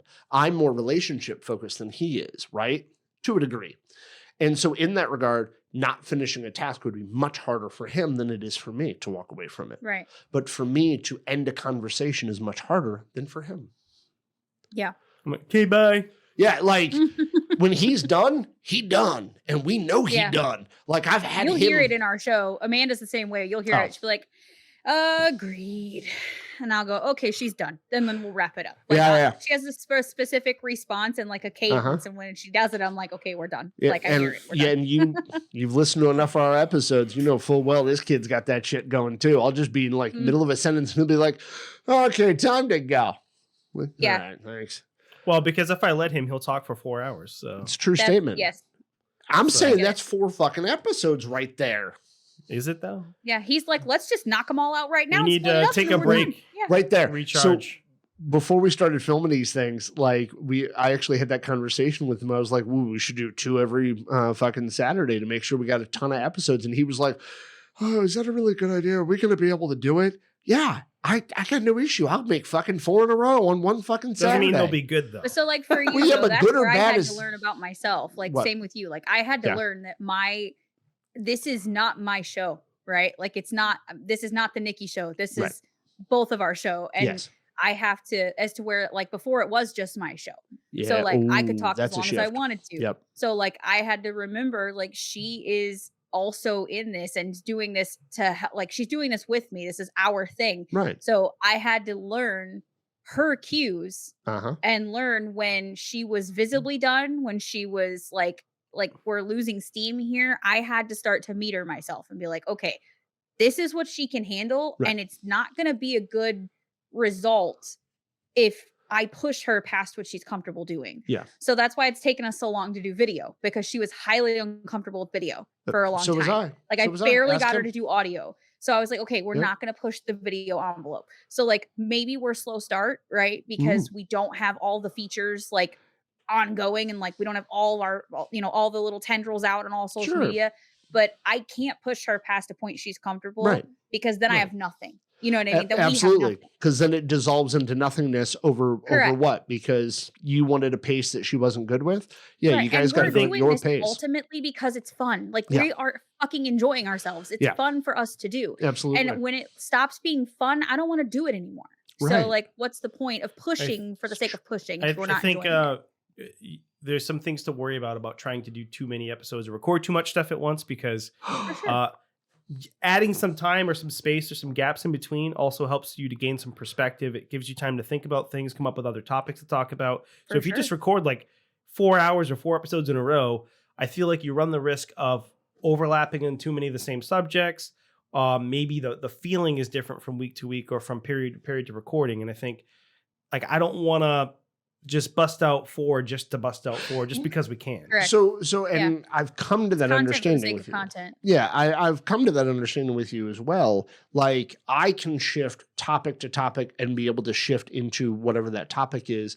It doesn't mean you can, and you're ultimately very right, because if we hit hour 3, even if we have a separate topic, my ass is not as engaged as I was for the other 2, which is why And you can hear it. You yeah, can hear I- it when you listen. You sure. can hear when No, we, no, I just mean Oh. in general. Like in as general. as a podcast listener, like Yeah. and I heard it in our own, because at first we used like audio, like to get the show off the ground, we Mhm. used audio from my show for the first like 4 episodes that we had recorded together Okay. as the first few episodes, like pre-recorded, to Right. give us more time to like figure out the flow. Mhm. But I like as listening back to it, I could hear like the ones that we decided to slam out ahead of time to give us time to think about like what did we want it all to look Right. like, were not as engaging. Mm. They were more robotic sounding because we were just like getting it done. You're going because through we the were doing it for the emotions. sake Yeah, of being going done. through Correct. motions. Correct. So like the I'm ones lazy that Joe were like, Rogan. we This don't is even lazy. No, right. So it's just like not. It's not as interesting. There's not as enough banter. There's not enough like spontaneous conversation, and like You want it that's to the be shit I real. enjoy to listen to. Yeah. Correct. I don't want like robotic, like, no, our sheet says we have to talk about this, that's what we're gonna talk about. Like, I can't do that. So Yeah. You need. So- I prefer it to be more real, kind of heartfelt, speaking what's on your mind, but also a bit like talking about things that we actually are interested or passionate about at the time, instead of just For like, sure. well, today we're gonna talk about. yeah, like we don't even know what we're talking about before we even get on See, the show. I- Like maybe I like have 5 to- minutes before the show. Yeah, I have to have something ahead of time that I can wrap my head around. And even if we don't talk about it, that's fine. Like if we stray from it, whatever, I don't care. But I need to know that we have something we can talk about Right. of a topic. Because I have So to like we ponder do. the shit We out come of to it. that. I have Just to we to, come ponder just to to it. that let at you some guys point. know, we have gone over the hour mark. So this is typically when I let people know. If you would like to continue, we can. But what? You're like, we were on a fucking roll, I man. know. I'm letting you know. Like it's been we're an on a hour. fucking roll. It I doesn't thought we matter. were doing this good, engaging, and we're talking about like interpersonal relationship It's- between our podcast it's partners. it's And all of a sudden he's like, just so you know, the hour is But now this 60 is him. minutes. This is I his know, role. I He's know. This keeping is shit on the- track. I know. This is your 1 hour. So I let you know because we're having you on. I'm trying to give you the courtesy to let you know it's been an hour. Yeah. So I'm respecting your time. Yeah. I know. So at any time, if you want to peace out, just let me know. Yo, this is I've got actually shit hour else to 2 do of today, talking so to we're her. good. Okay, we get Yeah. 2 episodes now. We didn't Yeah, record the we first got one. two. Hey, we We didn't got record two. the first one. We We got didn't two. record it. We got Hey, two. we Two. didn't record the first one, unfortunately. Hold on. Okay, Yeah. so Although it was a fucking good conversation. if you guys Yeah, are it gonna keep was. talking, I wanted to bring up something that I mentioned before, but I wanted to talk a little bit more about it. Yeah, because rock and it roll. feels like you guys just Yeah, kind go of for it. breezed right past it a little bit. We did. I don't even Um, know what it was, but yes, we did. Keep us in line. Keep us in line. No, So no, that's no. it, So Steve. I Yeah, was crack talking that about the whip. fact that there's a lot more stimuli. So don't you guys think there is a lot more that we have to deal with? I know you didn't necessarily agree, but 100%. we have TVs. We have Hold on. like if you live in the city, you got all this shit I- going on. You got what I sirens. was, You got what I was saying with that though is that like I agree from an autistic standpoint, absolutely. I agree from a modern technology standpoint, yes, but I also believe that like a lot of people have tendency to look at all the stimuli we have in our modern world and completely discount the amount there is actually in yeah. the But wilderness. Nick, hold on. You're also forgetting that people also did live in towns and cities. It wasn't like you go back 300 years and people were just living in the fucking woods, beating each other with sticks and rubbing shit out of their ass with leaves. Okay, I do people think actually you're getting lived a in little towns too- and cities. Like it's like you're I think you're thinking of like modern world versus primitive caveman. That's not what I'm Yeah. saying. People lived You're in towns dialing and too cities. far down into it. Yeah. Yeah, for People sure. people lived in like if people That's what lived I in do. people who lived in Europe, Uh-huh. you know, in the 1700s, Yeah.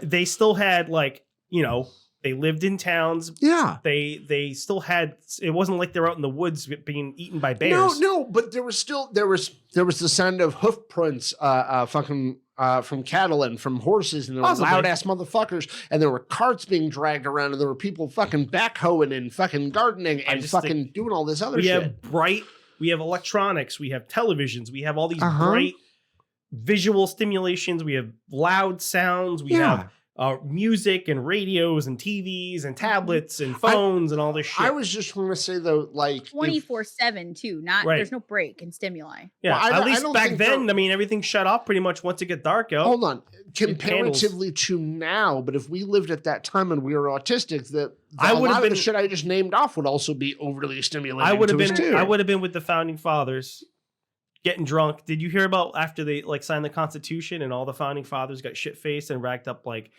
a bill worth like thousands and thousands of dollars worth of booze they drank? Dude, there was a fuck ton of them. Of course they did 1,000. They were alcoholics. Yes, no shit. If I was one of our founding fathers, I would have been an alcoholic too. That's how I would have become one. That's right. Shit, I'm pretty sure I'm gonna be a founding fucking father and fucking drunk now. Oh, not you. I created equal. Dude, Oh my gosh. dude, I love it. I love it. And they were getting drunk off of Madeira wine and cider. Because I didn't know that too. They were Apparently, not getting drunk off Madeira They wine. were. There was Actually, not enough hold on. Portuguese people at that Yes. time. yes. So the George Washington's favorite drink was Madeira wine. No. So was Thomas Jefferson's. A lot of the founding fathers, if you look it up, a lot of our first presidents and a lot of the founding fathers, I don't know why we have records of this, but apparently We have records of president's favorite drinks, like Donald Trump's was Coke, Diet Coke, or whatever. Huh? Wait, why do we keep track of that? I don't know, but most presidents throughout history, the most reoccurring favorite drink was Madeira wine. Well, I mean, the Portuguese are the ones who started the Atlantic slave trade. So, like, what the fuck? But they used to bring over bottles of wine. They used to import Madeira wine to the colonies. Oh, just so you know, lady from the Midwest. So, the Portuguese people are from this little tiny country that really doesn't matter all that much. God, we're going to get a hate mail for that one. And we happen to live in an area of Massachusetts where there are more Portuguese people than in all of the country of Portugal. Portugal is just like Spain's weird cousin. I mean, literally, it broke off from Spain like in the 1300s. Maybe it's the 1200s. I don't remember. I wasn't there. But anyway. So great. If you ever want to know something weird about Portugal, look up I think it's called the Tuna Wars or Salmon Wars. Salmon Wars. Maybe. Is that the one in the 1970s? Essentially their civil war? They fought with Brazil over farming fish, over fishing.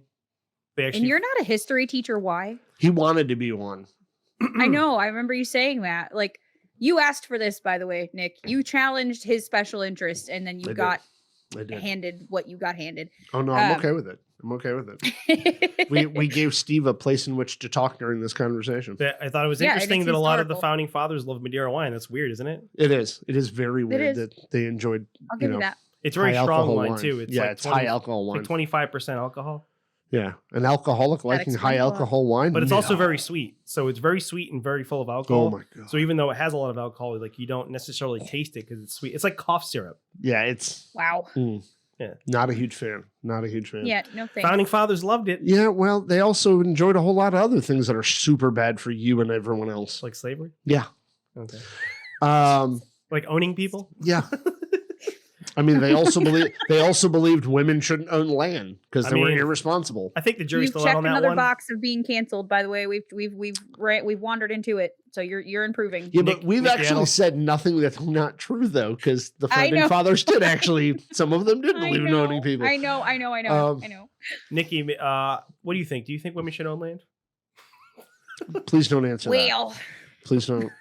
Please don't. Should I really not answer it? You do whatever the hell you want. I am not a man trying to tell you what you can and cannot do. But yes, you are. You just did. Nope. You just did. I ain't saying shit in that way. Listen, you can have land or you can vote. One or the other. You can't have both. Wow. That's the options? I'm going no on both. I'm moving to fucking Switzerland. Holy shit, I'm out. I was listening to an argument the other day by two historians. Uh-huh. One of them thinks that we should lower the voting age to 16. Of course they do. And the reason why he said that is because a lot of 16-year-olds pay federal taxes because they work. And he listed on a bunch of reasons why he thinks that they should be able to because they're able to contribute to society. The other historian thinks that we should raise the voting age to like 25. Yeah. And the reason is because your brain doesn't stop developing until around your mid-20s. Although some people are saying now later 20s, but it depends on if you're male or female. So he was saying that yes, like 16-year-olds pay taxes and stuff like that, but most of them are not mature enough developmentally to Here's my question. How mature do you have to be to vote for a fucking liar? And it doesn't matter what side they're on. They both tell us fucking lies. Why do you need to be mature to vote for the asshole who just told you that they're going to politics bucks? Yeah, like I think the problem is that honest to God, this is very unpopular opinion, but I will share my unpopular opinion. Great. I think that there maybe should be some more restrictions to voting. Because I can't wait to hear this. I think that you should have to possibly pass some sort of civics test or something to be able to vote, because a lot of people vote, but they have no idea what they're voting for. They don't know anything about politics, anything about government. They don't know anything about the policies, or they just vote for what somebody says that they think sounds good. Right. But they don't know anything about what they're actually voting for. So I think that's actually harmful to society as a whole, where people are voting and they have no idea what they're voting for or against. I actually don't agree. I think it would be awesome if people had a greater understanding of how the government works, but I think that's also one of the reasons why we just need more people voting. is because they need to see how it works, because no matter how much you tell them how it works, they don't fucking understand it. The amount of people who honest to God believe that Congress is broken nowadays, it really don't understand how Congress was supposed to work to begin with.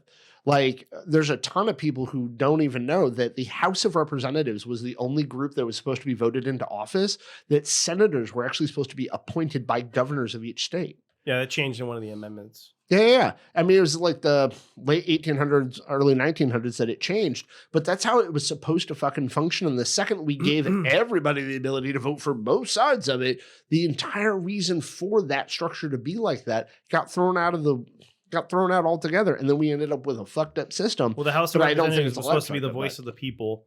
Right. And senators are supposed to be appointed, kind of like people in different bureaucratic positions. Appointed by governors. Yeah. And one of the reasons behind that was, if the governor is the one appointing people, the governor is going to be appointing people from their state that is going to support the interests of that state. As well as, if those senators fuck up, the governor is the one catching the shit for it, which means the governor has to worry about being elected again, not the senators. The senators were supposed to be well-educated people from the state itself. They were supposed to be well-educated, and the House of Representatives is whatever schmuck got voted for. That's what it was supposed to be. I just think that it's sad that...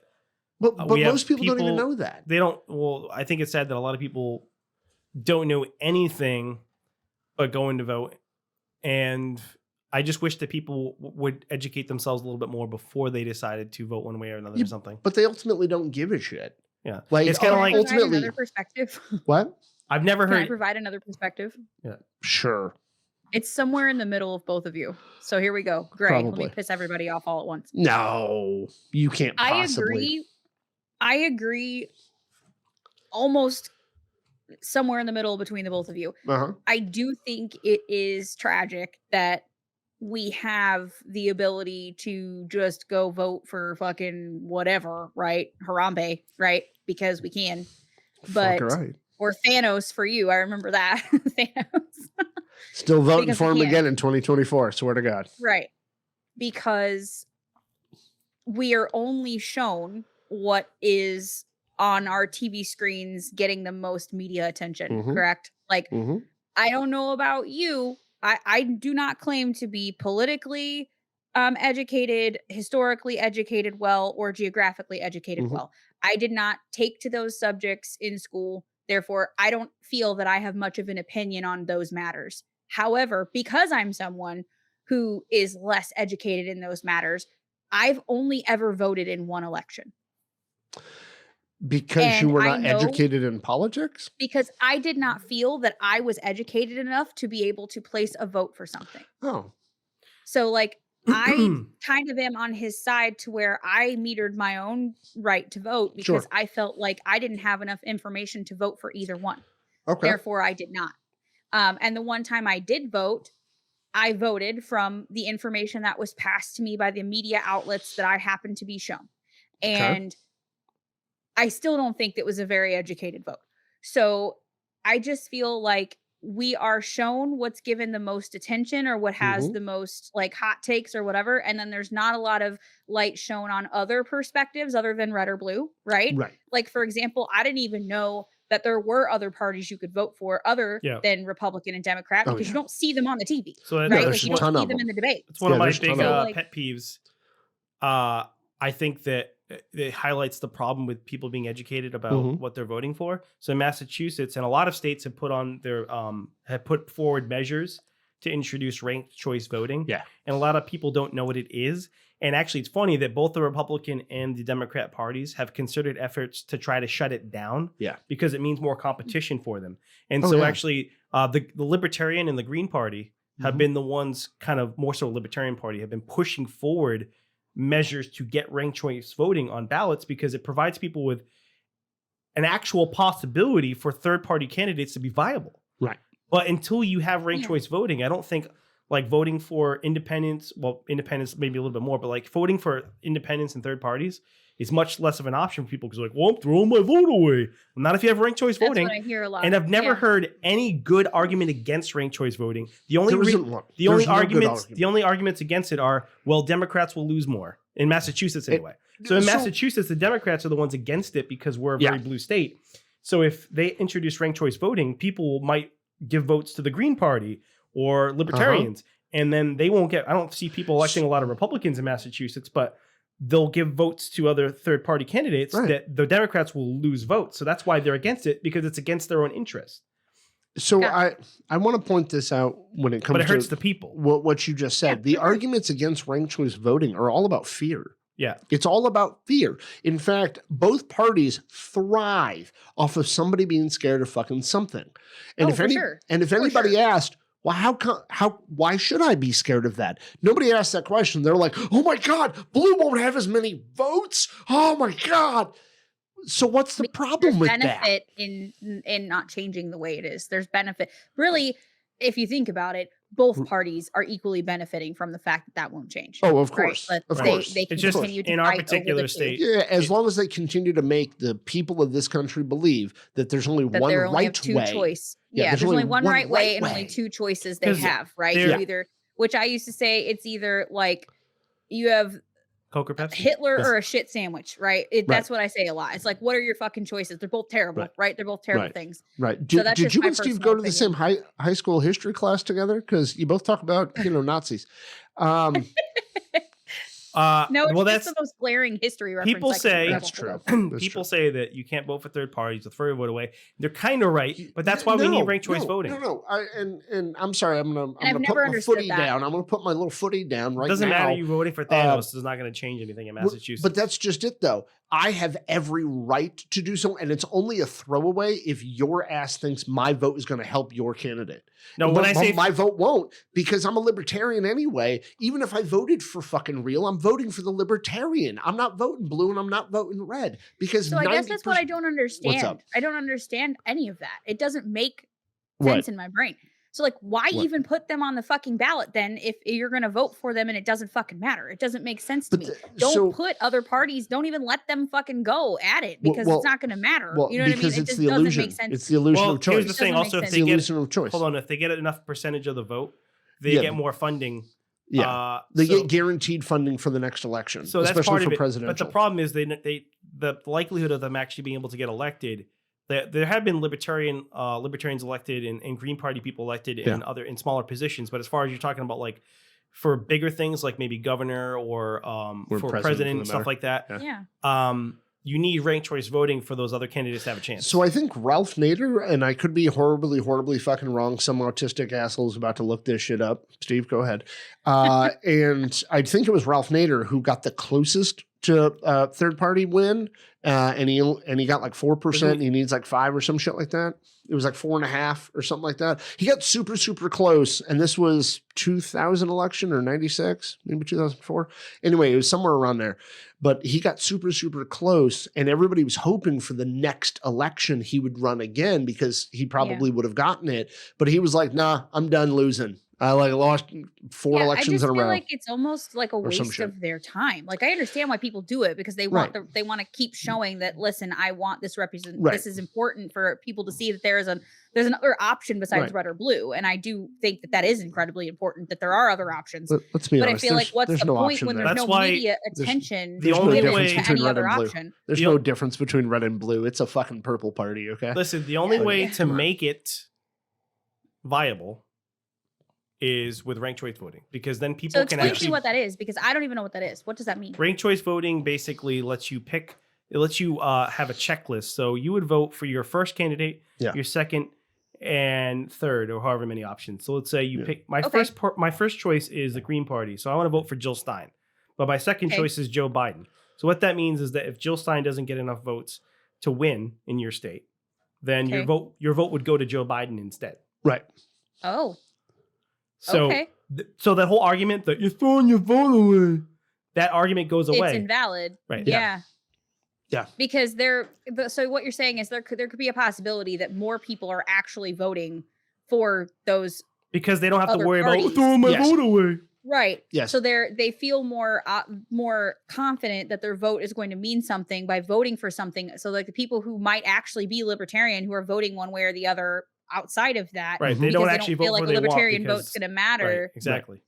Then that gives them a viable option to be represented Yes. as a actual option for And a then if you say, presidential well, candidate. so if you're somebody who's like worried, let's say there's a lot of people who are worried about voting for the Green Party because they don't want to take votes away from Biden and then Trump gets reelected. Right. So Right. let's say Yeah. Let's use that Gotcha. as a scenario. So they're that doing scenario, they're voting against as more so. right. So it's not that they more like Joe so Biden. than It's for that they someone. don't want Yeah. Joe Biden, but they don't They don't would really, rather not have Trump more so Right. than Biden. Yeah. So, but that's correct. why they won't vote for the Green Party because they're worried about taking too many votes away from Biden. If you have ranked choice voting, that eliminates that whole fucking Yeah. problem. Completely. Yeah. You're still voting for I number can one, the see- person you want, but then you're voting number two for the next person you'd rather have. Right. And then, so Gotcha. if Okay. she doesn't get enough votes, then your Yeah. vote will go to Biden. Yeah. Or vice versa, whoever libertarians, who the fuck So is there the is no libertarian wasted candidate? votes. Yeah, I don't even There know is no wasted who's vote. voting for libertarian right now. Like for myself, right? Number one, Thanos, right? Absolutely. We need half the population gone. Number two, Green Lantern, Hal Jordan. Okay. OG, Green Lantern. I want him for number two. Okay. And the Right, third right. option I'm going for, and this is a little bit of a curveball for both of you. Okay. Number three, I think we need to put a woman in office. Lady Death. I'm just saying Thanos Okay. loved her. And if I can't have Thanos, I might as well go for the person Thanos loved. Okay. Lady Death. Okay. So now, So you'd rather have Thanos than a woman, period. That's what you just well, what said. I'm saying is I would rather have a Titan, I okay, know, I than a know. woman. I I'm mean, fucking we with can't you. exactly say he's a man. He is a god, a Titan. That's You're what I'd rather true. have. Yeah, that's true. That's You true. know what I mean? I'd rather have a Titan, someone that powerful. So anyone first other than a woman. Yeah, Literally yes. anything first. Okay. That Oh, I mean that I'm, tracks. I'm glad I you're get it. kind of putting that nice little picture over me as being a sexist. I'm sorry. just I kidding. voted for a woman candidate twice. Okay, and I'm actually planning in a real way. I'm planning to vote for a third time for a woman. I think Marianne Williamson actually has a lot of really good ideas, and I'd really like to see her win. Yeah. Only because I have just- no idea who the libertarian candidate is right I now. just think that like I'm not one to like put out a vote for someone just because they have a fucking vagina, but like Wow, I'm really glad you I tried to color me as a feel like- sexist and shit over I here. know, I'm I making know, jokes about it's- fictional fucking characters, and she's like, even in fictional land, you're still saying listen, women I no. saw the opportunity, I had to take it. You right? really That's were. all that and was. No, agreed. It's just agreed. opportunistic. Well, Agreed. it's I'll the take reason it. why I'll he take feels it that too. way. It's actually not. He's not being bigoted. It's just based in science because women have smaller brains. Right. Oh God. I mean, you're right. You're right. You're right. Oh God. I'm hoping to God nobody edits that fucking shit right there. Holy shit. Oh my Joke's God. on you. I will make that a reel. Just Hold kidding. on. Excellent. Okay, so women do on average have smaller brains than men, but it Oh doesn't. my fucking hold on. God. But just so He's people doubling listening down. know, He's doubling no, down. hold on. Yes. Just so people at home know, No, there's there actually, might actually be. Hold on. Okay, good. there is. Yes, it is. Okay, great. So women's brains are actually slightly smaller than men's on average. However, there's no difference. It doesn't make any difference as far as like intelligence and stuff. It's just the physical size of the brain. That's all. Right. So it was, but it was a joke. We just need less matter to right. have- They're To more efficient. function the more exact the level of same way. intelligence we Yeah, have. men just we're need more some efficient. extra fucking Yeah. space. There's also a difference Right. in the amount of there's a slight difference in the amount of like gray matter versus white matter. Yeah, But- gray and white. But Which one's greater in women? so men have slightly more gray matter. yes, And and women have more white matter. I guess, yeah. Okay, But so women are less impulsive than men. I guess, Ultimately, I don't know. But Okay. like I say, I'm not a fucking brain expert. Okay, I was just trying to make a sexist joke. All right. you were trying, Yeah. but then you had to fucking explain it to explain us, it and 'cause now I- we're like, oh, I had to okay, that's explain it not 'cause I felt bad sexist. now. It's fucking actual. That's all right. No, Okay. that's why I Feel was bad. making a joke because it's actually a true thing. Yeah. 'Cause the reason I made a joke about that is because people who are sexist will actually make that claim that women are. They Oh, will. for sure. Yeah. They will. Because they'll say, For sure. well, women have smaller brains, so they're dumber. Yeah, That's not what that even means. though that doesn't mean that. Yeah. Or they use our emotional factor as like why we can't make decisions, why Okay. we couldn't hold an office because we have Mm. we would make decisions based on emotion and not based on logic. Therefore, we Yeah, can't 'cause- possibly hold a position of power because we would act on decisions based on emotion and Yep. not on logic. Men waged an 18-year war because we were Correct. prideful that 2 of our fucking buildings fell. Yes. Okay. Like, I'm not trying to simplify that because fucking 5,000 people died because somebody was pissy at this country. Right. Like, I'm not Right. trying to diminish that by any means necessary. It's just we went to fucking war on a Okay. drop of a hat because we were pissed off that somebody came to our backyard. Like, that's an ego Yeah. move. That's an emotional move right there. All right. So on average, so I Oh, looked it up. Hold Jesus on, just to give you the Christ. scientific fact, women's Let him go. brains are Go ahead. 11% smaller than men's. Great. And adulthood male brains are roughly 10 to 15% larger Great. when adjusting for body height. So that's with adjusting for body height. The size difference is a common trait among primates, so it's the same among humans, apes, and monkeys. Okay. And it says, although there is a difference in size, it does not impact intelligence, which is what I said. But Yes. there's Right. just a joke, okay? No, Why because did you it is look it up used. then? If you said it It's used. correctly. It's a thing. It's something that men who do honest to God believe that women are incapable of Right. leading. That is an excuse There, that they there use. are, It's but something those they are lean also on. the same men who believe that white makes right. Those Right, assholes it's because don't it's need to just enough exist. truth. It's just enough truth to spin to what they want it to me. That's Right? why Like, that's it's why it enough was of an a fact. effective joke. So no, it Yeah. is, and I dig the joke. It's just that to me it is a representation of exactly what's wrong with our fucking political system now For too. sure. Is because For people sure. on the blue they're going to spin some shit. People on the red they're going to spin some shit. And at the end of the fucking day, nobody has any idea what the reality is. The reality is that size difference doesn't actually mean shit. There is no Right. real significance that has on anything. So the fact that anybody knows it doesn't matter. Someone's going to get Because it doesn't offended that I impact even anything. brought it up. They're gonna Oh, be of like, course. You there's gonna be can't some say asshole. anything. Like Amanda and I want to do a whole episode Uh-huh. about like offense, like how anything nowadays can be construed as offensive or some sort of ism or something. You know what I mean? Where, like you're Oh, wait. ableist or whatever. Like we want to do a whole episode on it because it's so we are so easily offended, so here's- easily offended in this day. here's a Okay, I think that's Here's a going to be. I scientific think that's fact. going to be the episode that we both That would get be to the post on perfect each other's episode, for sure. podcast. A four-way of that Hold on. fucking shit. Here's a scientific fact sure. about women, oh god. where the women actually have something that's I don't know. I guess you could. Women have an advantage over men. Yeah, the Okay. prefrontal cortex is women- actually Let me redeem denser myself. of women than men because women have a greater level I of wasn't. Well, I emotional wasn't going to regulation talk. I wasn't going to talk about the brain. and I was talking about executive something else. function. Women's organs are much stronger than men's Oh, organs. yeah. So Oh, the yeah. cell wall, like the thickness of the organ, like the what do you call it? Like the tissue. The Yeah. tissue Yeah.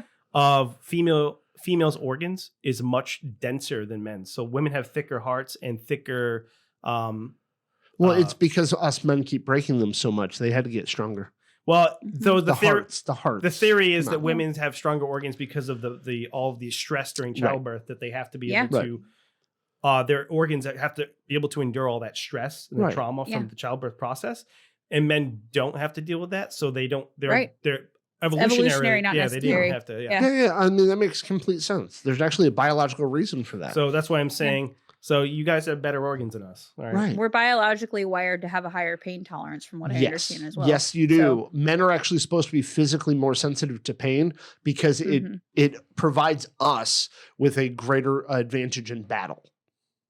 Sure. Yeah. To be able to feel pain for in a greater Right. way, because Like, that means oh, that I you can got small- nicked with a sword. I Right. need to know quicker that I was cut so I don't bleed out and die before I can kill the other person. Exactly. Yeah, I get and it. Yeah. women need to be able to bear children, so their And ability just for to the- feel pain Just is for the lower. same reason, women's tolerance for pain is less because if they burn their hand while they're making a pancake, we want them to still finish breakfast. There he goes. There it is. We're fucking Oh, that was waiting. good. We were waiting That was for a good some one. shit. All right. Oh, sorry. God that's- forbid we can't work through the pain. Listen, right? I'm Like, just God sitting over here Yeah, with my God forbid. 10% larger brain. Yeah. Yeah, that you clearly use on He's dad got more jokes. space in there to think about shit Yeah. like this. Therefore, we go. I do want to kind of point out that women do have on average, and I said it a minute ago, but I want to explain it a little bit further. A denser prefrontal cortex, which is executive function, emotional regulation, temperature control. There's a bunch of things it does, but the important one is the emotional regulation part, right? Women are also socialized to have a greater level of control over their Correct. emotions, even though the stereotype is women get fucking hysterical only when we're comparing it to men's inability to express emotion, right? And so men are taught to not express emotion, which means our ability to regulate our emotions is actually hindered by the fact that we're never allowed to use them or express them. We feel it, but then we just go, oh, it's bad, it's wrong. So women actually have that advantage as well. On the flip side of that, I think that there's no differences between men and women at all. We're exactly the same. After he's the one who fucking looked this shit up. Yeah, there's no the science is clearly bigoted in this case. So women's organs are the same, and the brains of men and women are the same. And I think in a generalized way, we can actually say men and women are equal and similar. If we look at some places, women have advantage. Some places, men have advantage. Like we have we're able to grow denser and grow muscle faster, right? I think an advantage of the differences are the problem is that people exaggerate the differences. Oh, of course. Because if you make a Venn diagram of men and women, right, it's like a 80 or 90% overlap. Yeah. We're like almost exactly the same. There's for a hell of a lot of small differences here and there, but the small differences are only magnified really on the extremes. Like so for instance, like we talked before about the tendency of men to be more violent, physically violent. That doesn't mean that there's no violent women. There are a lot of men who are violent, but the most extremely violent people typically are men. Right. And they would blame that on like the level of testosterone in. But most men are not. Most men are not socialization or video games or social. Whatever. But most men and women are not super physically violent. But the most extreme violent people are typically men. Right. Because those differences are like magnified on the correlation with literally anything. Right. But like to bring it back to like what you were saying with the prefrontal cortex or whatever, how that in women is, you said denser. Is that what you said? Denser. Yeah. Okay. So that, to bring it back to the autism realm, that sponge cake. I feel like sponge cake brain, right? That's how we're missed so much in being so many women are late diagnosed because not only are we socially constructed to behave a certain way, right? There's a social expectation, but also because we might have greater control over like our emotions, or we're able to pick up on a room easier, and we know what's socially expected and can sort of morph and mask into that, we escape what would normally be looked at in children for those signs of autism. Yeah, I also want to point that out. Like, I agree completely. Because even though being female would cause it to be denser, being autistic would cause it to be thinner, actually, for other people, but you still have it thicker than me, right? Not 100%, but let's say because male and female, right? But also what you just said about the diagnosis to it. In fact, people being late diagnosed, okay, if this was the 1980s, the way they viewed autism in the 1980s, none of the three of us would be diagnosed at all. So I actually I find it very annoying when people say... I would have been categorized as a type 1 weirdo. Yeah, you would have.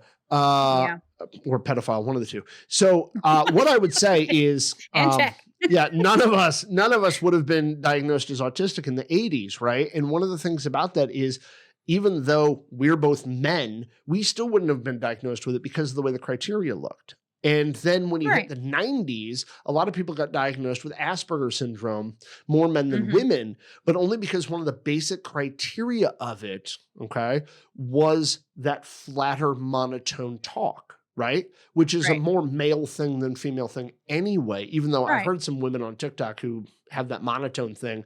And immediately I'm like, how were you not diagnosed when you were younger? Right. But that's just me being an ass. But anyway, and then... it wasn't looked at all for women whatsoever. Like it just wasn't. Well, no, a lot of women were diagnosed. Unless they were like completely like... They would have to be a level 2 or level 3. What we would call nowadays is 2 or 3. But Temple Grandin was diagnosed in what, the 1960s? Right. And she's not a level 2 or a level 3. She'd be a level 1 nowadays. Right. I just mean... maybe high in level 2, but... I just mean in general, like if you're like, especially with ADHD, right? What are you looking for in traits for ADHD?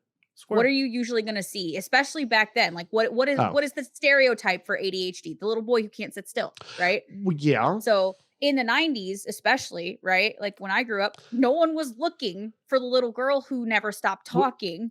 Hold on, because that's what little girls did. Well, I also want to point this out too, and this is something that you're absolutely right. More people would diagnose men than women with ADHD and autism regularly because of the way the symptoms present. Not just the way the symptoms were presented, but also because of the way the human being was shown, or who the human being was that was shown as an example.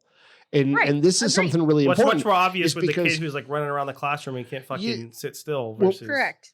If you wrote down the symptomology for any of what we're talking about at any era, okay, if you wrote down the symptomology, there's nothing in there that says anything about male or female presentation. No, of course not. No, of And course you not. can see all that criteria in both men and women if you're looking for it that way. But unfortunately, I don't when think you have anybody a really was. picture of a white dude looking like this face and it says antisocial fucking behavior, what the fuck do you think every one of those moronic fucking diagnosticians are looking for? They're looking for the white fucking dude who's Correct. fucking exhibiting antisocial behavior. Right.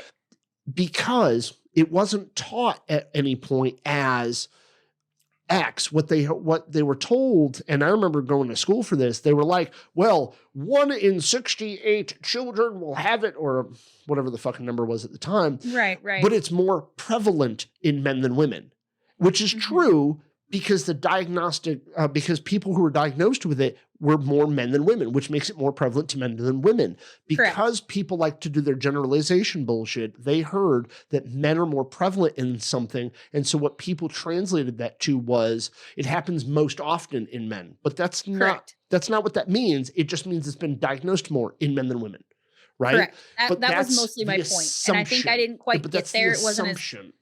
Yeah, it wasn't as articulate as what you just said, obviously. Oh, but I've that's thought about my that for a point. really long time. We weren't like it wasn't being necessarily looked for as much because there was the assumption that it just wasn't as likely to happen Right. And in a woman as opposed to a man, or even as a little girl as opposed to a little boy. So and unfortunately, when people hear things like it not as often, they rule out that minority group. They just rule it out altogether. This is not the first thing they're looking for, even if all of the symptoms are the same, right? They're going to say, oh, well, maybe she's just shy, or maybe she's just quirky, sensitive, or quirky, or they'll pick, or maybe she just has anxiety. Like for me, I was diagnosed late because the first thing I got was anxiety, was generalized anxiety disorder. I got anxiety and ADHD. Yeah, and then depression. And then, it's not all the time depression because you're a little happier in the summer. So it's just seasonal depression. They actually diagnosed me with bipolar first. Yeah, right there. So did you hear the way Niki just described that? They didn't even think bipolar for you. They thought seasonal depression for you. Right, even though you said you get happier at sometimes than others, they didn't even think about bipolar. They immediately thought seasonal depression. It was the summer because the sun was out, and I like to. I don't know. I just feel better when the sun's out. So they're like, "Oh, well, you must have seasonal depression." Right. Well, they didn't ask more than that. It's probably not depression really at all. It was fucking burnout from not understanding that I was autistic. Right. So more than likely. Literally just recently, like last week, took me off my antidepressants because they were causing me more issues than I should have been having. Yeah. So she's like, I think if you just try, she's like, just try. We'll just try it. If you end up needing another one, we'll pick a different one. Right. But just see if the Vyvanse can, what that does for you. Because I choose to medicate my ADHD because it helps me fucking immensely to do so. I medicate my bipolar, so I'm with you. It's a night and day difference in me when I'm medicated for my ADHD versus not. Me too. So I choose to do that. And I think it's wonderful that that's a fucking option because I really would not function well without it and hadn't for fucking 33 years. Or 30 years when I first found out I was 30.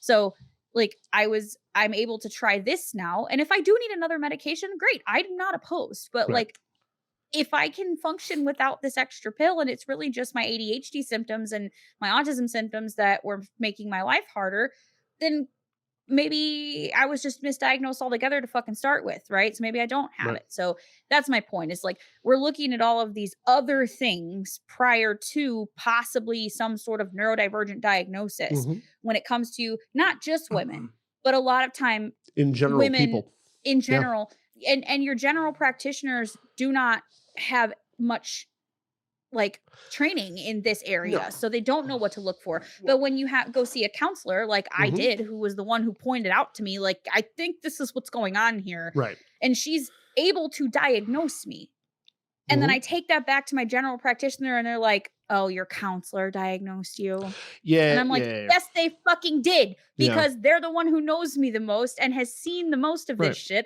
And can look at it and go, that's exactly what the fuck is going on here. Yeah, I spend an hour a week with that person. I see you for 10 minutes every 6 months. Who do you think knows me better? Correct. And Yeah. she's licensed to diagnose me, so fuck off. Right. Like, why don't you trust the fact that this person got, when the Right, last time you had a so- psych class was like 40 years ago. Correct. So, I mean, that's just my point. That's the barrier to entry for a lot of this shit It for is. It is. most women. My perspective, that was the barrier to entry because it's a everyone barrier is to looking everybody. at everything other Absolutely. than I that. think we need to take a step back. Men have and that too. Can I just I'll be quick, I promise. I'll be quick. I'll be quick. That's actually God the bless him. struggle He's for trying both. so hard. That's the struggle for both men and women is because, like, yes, we hear about women being misdiagnosed a lot, but men get misdiagnosed a great deal too, because there's actually a lot more men that have things like borderline personality disorder. And there's a bunch of research that says men actually have it almost as often as women do, but that was once considered a female disorder. And same thing with like depression. A lot of men get diagnosed with depression when really they're bipolar or they're autistic or they are other things, because depression and anxiety are things that we should have naturally. They have a natural, like, instinctual fucking purpose for them.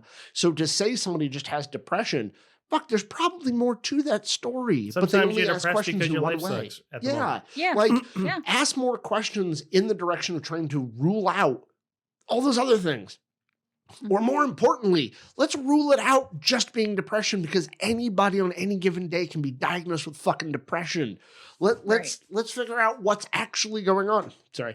I will go on a fucking rant for an hour and a half to bitch and moan about how and Steve's PCP over here shouldn't dying fucking to like talk. redirect here. So I would like to redirect. I No, want to know I'm what you were not going to be say. a people pleaser. He needs to learn how to, advocate Oh, I was just going to himself. say that I would like to take the conversation back to making sexist jokes. That's all. Oh, excellent. fine. Let's. I'm just kidding. We got Go- too serious, so he's got to be like, nope. Just kidding. He's got to interject something funny. We got to make That's sure fine. people are entertained. They I mean, are. my They God, can he's got to relate say this. something. He's Well, in here that's with true. you and me. He's Yeah, got to that's say true. something. You know what would be fucking crazy if we get your partner on as well, and like fucking the two of them are sitting there making eye contact, just Yes. like, when are they going to let us talk? When are they going to let us talk? No, I think this is kind of fun. It's awesome to kind of meet you, Niki, and I'm glad you reached out to us, because this is kind of awesome. Like, I'm glad you're as opinionated as you are. Thanks. As well as because, look, if I talk about any of the like female issues when it comes to autism or being diagnosed, or the misrepresentation of like symptomology and shit, people are going to be like, what the fuck do you know, white guy? Like, Right. but I do know about a lot of that stuff, and I do listen you when do. women This is talk. part of your job. Yeah. I mean, I try to pay attention to all of the things people are talking about with it. And I think sometimes people think because they are X something, it has something to do with that. But we've got to understand that a lot of people are misdiagnosed with other things other than autism, because there's a lot of misconception even still with PCPs, with MDs, with therapists, even KFCs, even KFC workers should KFCs. not be diagnosing autism. I'm just saying they No. should not. You make great chicken, but please do not point out my autism. I'm sorry, your daughter is a biscuit. Oh, you got him. You got him. And your son is a number 2 combo. I'll have one breast and one thigh, please. You got him. There it is. That's a good one. You really got him with that. Your son's a biscuit. Son of a biscuit. Right Because there. what would a Yeah, that's what I heard. what would a KFC person diagnose somebody with? Like, you're diagnosed with being a biscuit. I just see the cashier stepping up with a tray in hand with just a biscuit on a napkin, just handing it to Oh my somebody. I love it. We're sorry to inform you, miss, but your son is a biscuit. It's gonna put some googly eyes on a biscuit and a smiley face. Oh God, Oh my that's gosh. good. That's good. All right, It's so- not even. He laughs at the dumb things that aren't even funny. I do. I laugh I at know, the dumbest but jokes ever. that's what's even funnier, because like Oh, I can just you God, just that's do so one fucking little good. like stupid like interjection. That's your contribution in that moment, and he just dies. Yeah. It's just done. He's Yeah. over with it. yeah. If I was a radio jockey back in the fucking 90s, he'd be my color commentary, you doing have- weird voices For real, in the that's background. what it feels like. Yeah. Sometimes. We'd have like, a sketch, like a comedy sketch. Yes. All right, we're in a hospital. It's like your stereotypical movie scene where the woman's giving birth, and you see like her Johnny or whatever. The doctor pulls the baby out, and it's a little biscuit. It's Honest to God, this is the shit I see in my head. Like, little Oh my biscuit God, with I like love it. googly So- eyes on it. honest to God, that's the jokes that hit me the most are the ones that I can visualize the best, right? And so, For like, sure, for he sure. said KFC, do the voice, What? the biscuit. Oh, ladies and gentlemen, sorry, ma'am. We're starting. No, not your fucking sketch, the KFC version of it. Yeah, The voice ma'am, you give. we're sorry to inform you that your There we go. daughter's a biscuit. There you go. You almost did it right there. But it was the voice, and I could see the disheveled looking employee who doesn't have like all fucked up clothing and their hair's all greasy and shit. Yeah. And they mhm. just walk up and hand the biscuit, and they're like, "You're thought of the biscuit." And like I can see it in my head, and like the visual of that by itself, and then I Yes. hear his voice. If I can You got him. visualize the fucking joke, it's great. So right. Well, your That's son is a biscuit, but Nick is a potato. So. Hell yeah. I love me a So good I'm curious, potato. Yeah. Like your dynamic on stage, because Oh. you are quieter on the show. So like, Oh, how do no. you emote like Oh, this on the God. stage? This motherfucker's great doing improv. I Because can it's a different see it, character. but like, It's a different character. yeah, I can see it, but I'm just curious because like in this setting, right, you are definitely not the one that does most of the talking, right? But when you do talk, you have good points to make, or you're making jokes, right? But like when you do speak and you're speaking for a point, you're making your point. And you're great with the jokes, so I can totally see you being great at improv. But like, are you more expressive on stage? Yes, but I don't Then also have to battle you're- with Nick, who won't shut the fuck up. So That's true. I host all of our shows. He actually doesn't have to Okay, battle so with me you at guys all. don't I host interact the with shows. each other on stage. Also, Yeah, no, I host the show and like I introduce games, but he actually plays in the games with other people. one of my like, we pet don't do peeves- games together most of the time. one of my pet peeves is, so I'm pretty good at just coming up with jokes and stuff on the spot. But one of my Yeah. pet peeves when we do improv is when, like, if we're doing a line game, which is a game where people stand up and it basically do a line? one-liner. You do a one-liner, Mhm. one-liner joke.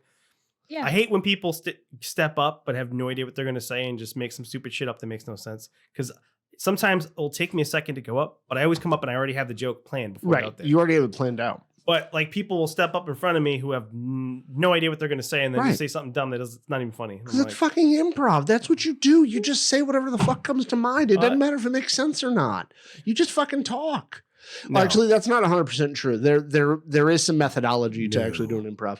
Gonna say, I'm sure there has to be, because well, there is I can somewhat. tell you right now, I probably would not be great at it. So Well, like, actually, I'm sure there's got to be some shit. I would say nobody's great at it up front. I mean, a lot of people watch like Whose Line on TV. Whose Line is it anyway, right? They watch that and they're just like, oh, I could do that. No, you fucking can't. Those No, fucking I don't think people so. have been doing this shit for years and years and years. Even if you go back to the original British episode, right? Where Ryan and Colin and Wayne are still on that show, right? At the very, very beginning, they already had years of doing improv before they ever got to that show. And so Right. like when I meet people and I tell them I do improv and they're like, oh yeah, I could probably do that. You know, they kind of make it look easy on there. You just say whatever comes to mind. No, you don't necessarily. You're actually working with somebody else, even if you're Yeah, doing a because line isn't game. a lot of it like playing off the people around you too? Yeah, Like if there's more than one it's- person involved, you got to play off of the person with you, right? You want to serve the story. So like Yeah. a lot of people think support in improv is like when the person comes off stage, oh, you did such a good job. That's not supporting. That's just making people not know they're fucking bad at what they do. and people need to be realistic of whether they're good or bad. They need to be able to improve, yeah. right? But when it comes to improv, you want to serve your story.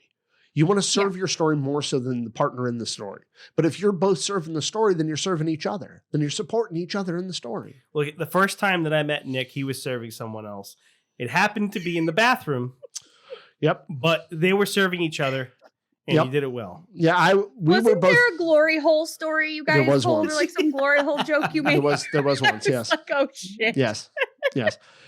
Nick's on the edge of glory. Yep. Yep. I'm surprised you didn't end that with hole. Just saying. Actually, there's a Wow. drag queen. So wait, you can see hold on, him hold on. doing improv, but not me? No, it's not that I can't see you doing improv. It's just he clearly is funny. the way. No, not that either. So what are you saying? Okay, what I'm saying is, if I was allowed to say it, sir, let No. me speak. Okay, is like I can see that he's less. Maybe I don't want to say less comfortable because that's not true either. I just feel like on stage Mhm. seems like it would be more of your like your realm. And I feel like My this is persona. where you're more verbal. Yeah. I feel like you're more verbal here in this space because it's, you know, I don't know. I can't really explain what I'm trying to say, but I can totally see Steve much more comfortable on stage doing this kind of like sketch, improv comedy Yeah. stuff than Characters. speaking Yeah, on it's characters characters. than speaking as himself. That's He's- exactly what I was going to say. he's Characters much than better at speaking as characters. himself. But that's why Yeah. I can host and introduce games a lot more. Mhm. And that's actually one of the reasons why we kind of opted for me to do that, is because I'm much better on the fly of just interacting with people as me. And it's actually Right. harder for me to be a character. For him, Yeah. being a character, like, he's full tilt, he can do it, no problem. He becomes a power Yeah. extrovert when he's doing any character. But you I ask could see Steve, that. to introduce a game, and he's much more muted. He's much more tasked to the point of So- what needs to be said. So there's you brought up the glory hole joke thing. There's a drag queen. Hold on. I want to tell you something. There's a drag queen I want to hear it. named Sherry Me Vine. too. Okay. I don't know if she still makes music, but she did parody songs. Uh-huh. And there's two that are hilarious to me. One is a cover of Hallelujah, but it's How Oh, I Blew no. Ya. The Oh Jeff my Beck God. song? And it's her singing about giving blowjobs. Yeah. And no then- wonder they don't want to read to children in Tennessee. That's awful. How dare you yeah. desecrate Hallelujah? It's funny That's though. it. That's it. And then Don't there's cancel me. I love all of your drag queens. Love you. Don't cancel me. there's another song she did, which is a cover of Adele. Mhm. I think it's Hello, Yes. but it's talking about in a glory hole, like in a bathroom. Hello from the other side of the bathroom stall. Oh, yeah. All right. Yep. They're both pretty funny. But Guaranteed. funny. Guaranteed. Oh no. I like drag queens. They're funny. Yeah. I actually love drag queens. We- RuPaul's Drag Race is one of my favorite shows to watch. Yeah, so is our buddy like Richie. drag. He loves that shit. We I used to love go to a drag. drag show every Saturday. We used to hang out at I don't have a good way of describing the fucking place anymore, because like a dude who used to work there is like, it's not a gay bar. And I'm like, it's LGBT Right, friendly. but that's what everybody and- used to call them. It's a gay Yeah, bar. right, Like it's- that's that's what the that's where fucking- you the described it. place We're is. going to the gay bar. Yeah. Yeah. I mean, that's Well, what out this here they fucking call it place the is. gay bar. Yeah, But that. anyway, so Yeah. we used to go to the drag show, which was every Saturday night. We would go to the drag show. We used to do our comedy show out of that place too. And actually, it was the hardest thing in the world, because the guy who was a DJ there, and I'm not going to say his name on the podcast, but he was a DJ there and a bartender there, and he was always like, "It's not a gay bar." And I'm like, really? Because 90% of the fucking people who show up here most of the week are fucking LGBTQ. Like, what the Right. fuck? And you do drag shows here. And they do drag shows, and they do all of this LGBT community support stuff. And like, how can you not But I guess call there yourself could be that? an argument that we wouldn't have to call it a gay bar if more places in general supported things like that, right? Well, but that's the Like, you main wouldn't reason have to why call it- bars opened that were specific to that, right, is to give right, them a because space nobody for it. did. And Right, one of the reasons exactly. why I love going to those places is, well, A, I'm part I of don't the know what community, an but like, I used to love going to those places because there's no expectation of the hetero Listen, presenting dude at that fucking bar. I don't know what an I love that LGBT shit. is, but it sounds like a delicious sandwich. What? Oh God! You walked Oh, into God. that Yeah, one. yeah, I did. Yeah, bacon, Yeah, lettuce, and you tomato. walked Got it. into that Yeah, one. yeah. Okay. All right. Thanks, This is Steve. fun. Really? Was that serious? Was there a level of sarcasm in that? No, I think it's fun. This is Oh, fun. good. I really do think this is fun. Me No too. sarcasm. Oh, good. Well, because he has a hard time reading it. That's okay. He doesn't. A lot of at people all. do. He doesn't at all. In I was fact, gonna say I don't feel like that's true. No, but, I mean, that's our predominant language is fucking sarcasm. Yeah, same. Okay, and Um, that's why you guys would love Amanda and you would understand her quite well, We because would. that is her fucking first language is sarcasm. English is her second. Sarcasm is her first. So right? here's my question, even though we've still not answered or talked about Steve's fucking like overstimulation fucking thing at all, even though he wanted to go back to it. But when it comes to sarcasm, when it comes to adopting that onto yourself, where was your first or predominant influence for that for you? like sarcasm Yeah. in general. Yeah. And I've got a reason why I'm asking that question.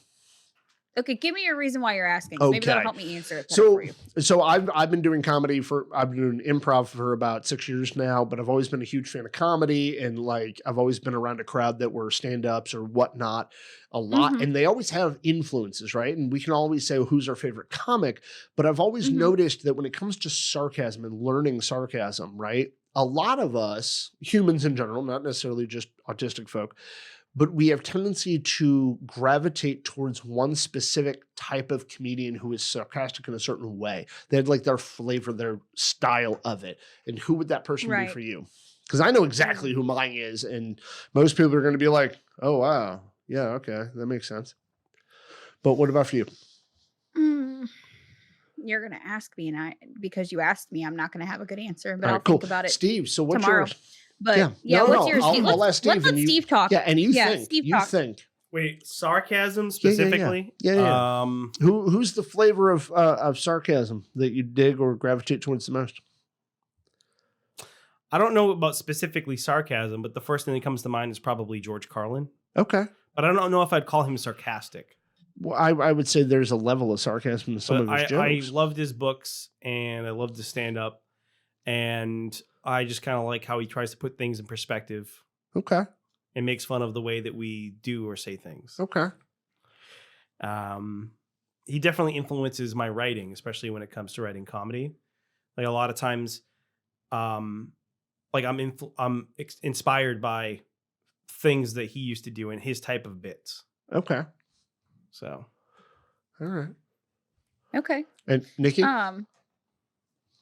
That was actually way shorter than I thought it was going to be. I don't know about specifically sarcasm, but I will say one of my favorite two of my favorite comedians are probably, three. We'll put them all up there. I like Bill Burr.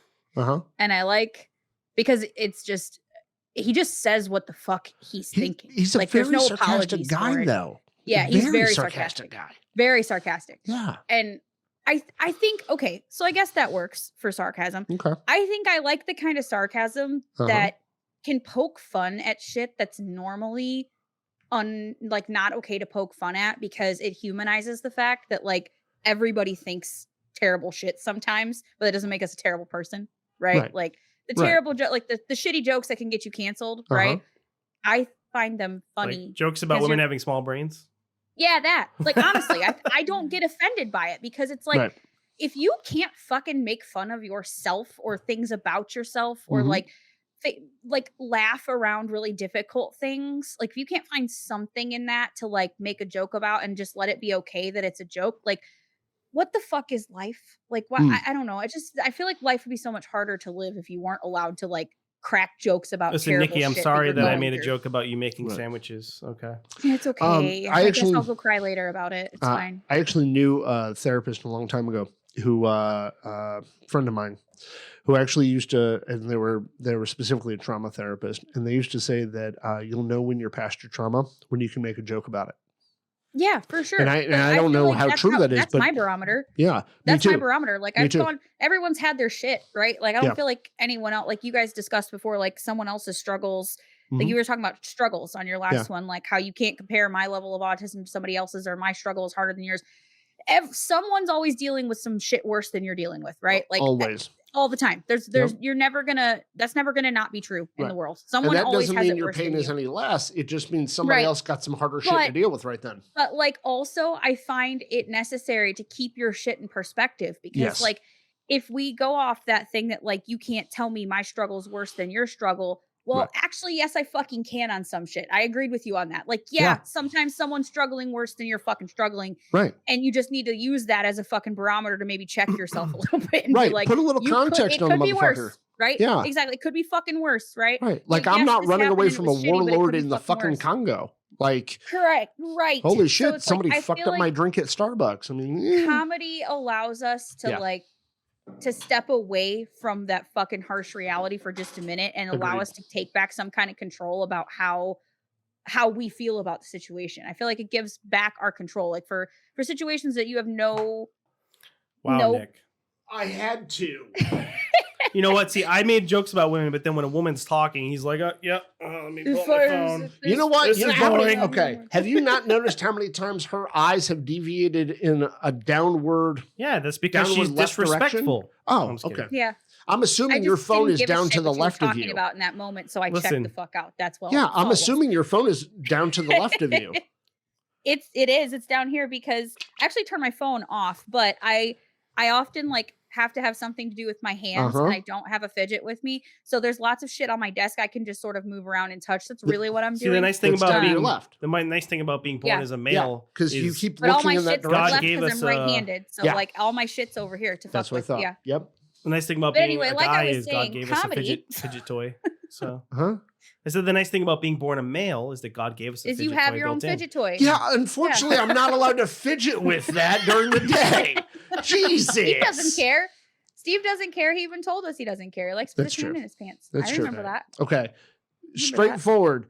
Like, this dude has no problem with it whenever or wherever okay. he is. Listen, That's I his do fucking not It's fidget his. with He can it, touch okay? it No, if he wait, wants wait. to. Okay. Sorry. Let me make sure I'm saying it correctly. I don't want anybody to think he's like fucking perverted in public or nothing. He has no I problem didn't take adjusting that at all himself. from what I'm you not said. saying fidget with himself. I'm just saying he has no problem What's wrong with adjusting himself in if public. it's Right. uncomfortable, if it's squished or Motherfucker, pinched? you're in public. You don't shove your Okay, hand on your listen. pants Women in fix public. their Listen, boobs in listen, public, right? If listen. your tits are Okay, I do. tits and balls I are do. different, Captain. No, Okay? they're not. They're different. Listen to me. No, they're not. Listen. No, It they might be are. One societally is looked at- gorgeous, and the other one is in a scrotum. Okay. right. But if my balls are I'll say that. uncomfortable, You're why right. can't I adjust It's them ugly, so that they're but, not like- uncomfortable? They get like they never But- get like tucked in the wrong position or squished or. I apparently don't have that small of balls. What were you going to say, Nikki? That doesn't even make any sense. They're too small. That's why they get smushed in odd places. Mine are large enough they don't get squished nowhere. Well, that would What were make, you that would saying? make sense if they were larger. They would be more likely to get squished. I know, dude. I was fucking poking at you. How Oh. come you get to Oh my roast God. me a whole fucking No, I was saying, episode? 'cause I your- make one fucking bad Because your joke joke about the didn't size make of any your sense. balls. It does to me. That's all we needed. He's busting Nikki. them no matter what size they are. Yeah, right now. like He's I'm busting trying to them. bust on him. Knock it off. Well, Come at least on. makes sense if you're gonna make a joke. No, like if you're allowed to roast me 90 times in an episode, I can do it once. All right, well, just make sense next time. Okay. No. She's laughing at the whole thing, so let's go with Anyway, it. back to comedy. Yeah, what up, Enough Nikki? about tits and balls. Can we get back to comedy, please? Okay, no, somebody just I- laughed at the shit we just did. It was you. I know. I'm just kidding. Okay, I'm that's just called kidding. comedy. That's called comedy, right? It's called comedy. No, but like I do think in general, very quickly, it should be okay to be able to like adjust no matter what the fuck situation you have, whether Yeah. you got boobs or balls. If something hurts, you should be able to fucking touch it. Girls, God forbid, we have to scratch our fucking vaginas, which also itch sometimes, Oh, right? yeah. God forbid you fucking do that. You're looked at like a dirty, whatever you want to fucking call her. Right. But you're allowed to stick your hand down your pants and move your nuts around. Well, no, whenever you fucking he's want he's to. not allowed to. right? He Like- just does it. Okay, People well, give him weird looks I too, don't- but he doesn't care. I don't think it should fucking matter. It If sh- you're uncomfortable, fix it. Right. Like I will literally I'll make it a point to try not to adjust my tits in public, but if I have to adjust my tits in public, I'll do it. I don't care. Like Well, I I'll do agree, it. especially because you have to wear a fucking bra. Those things are fucking Right. uncomfortable. they are, and like- I don't even wear the ones that are super uncomfortable, and you still have to move them around You- sometimes. you They're all sti- uncomfortable. Yeah, doesn't they're all matter. uncomfortable one way or the other. it's a So, fucking elastic yeah. band around your fucking And I'm sure midsection. some kind of underwear and wearing certain pants and sitting certain way can't be fucking comfortable for y'all. So Yeah, like, I it's actually the same shit. hate wearing jeans altogether. Right, it's the same shit. So I just think digress off that topic. No, for a I minute, actually but, like, completely agree with you. It should be allowed Yeah. either way because it's not in a Yeah. sexual way. It's No. literally to be comfortable. it's just your fucking body, and we all I agree. have one. Now So- I'm free. Yes, you're free balling. Yeah. Yeah, Jesus. Yes. She preempted the joke. Okay, Sorry, I so stole that one from you. so Bill Burr, what were the other two? Because you said three. Kevin Hart and Cat Williams. Okay, Cat Williams, awesome. Kevin Hart, I enjoy Kevin Hart's presentation. Some of his jokes to me are like, meh, okay, cool. Same. But Okay, same. presentation's great. I will agree with you. Yeah. I think his presentation and his stage presence, Yeah. period, are what sell his comedy. I think Absolutely. if he was not animated, if you're listening to Kevin Hart, it's not as funny as if you're watching Kevin Hart. right? Agreed. You have Agreed. to visibly watch Kevin Hart. Yeah. Cat Williams is also similar in that way, Oh, but I feel like oh. his jokes translate better audio, like in audio version, than they do. But when you watch Such a him, fan of it's Cat twice Williams. as fucking funny. Oh, because absolutely. he's an animated comic, right? yeah. I like those animated yeah. comics. Well, he But, like, also Bill knows his Burr- body size. I got to point Yes. that about Cat Williams. He He knows his uses- body size and he knows how to play with Yeah. it.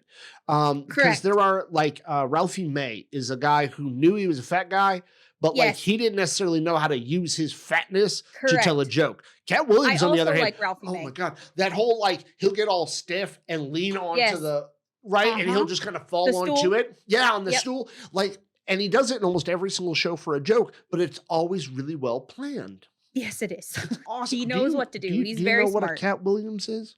Yes. Okay, just checking.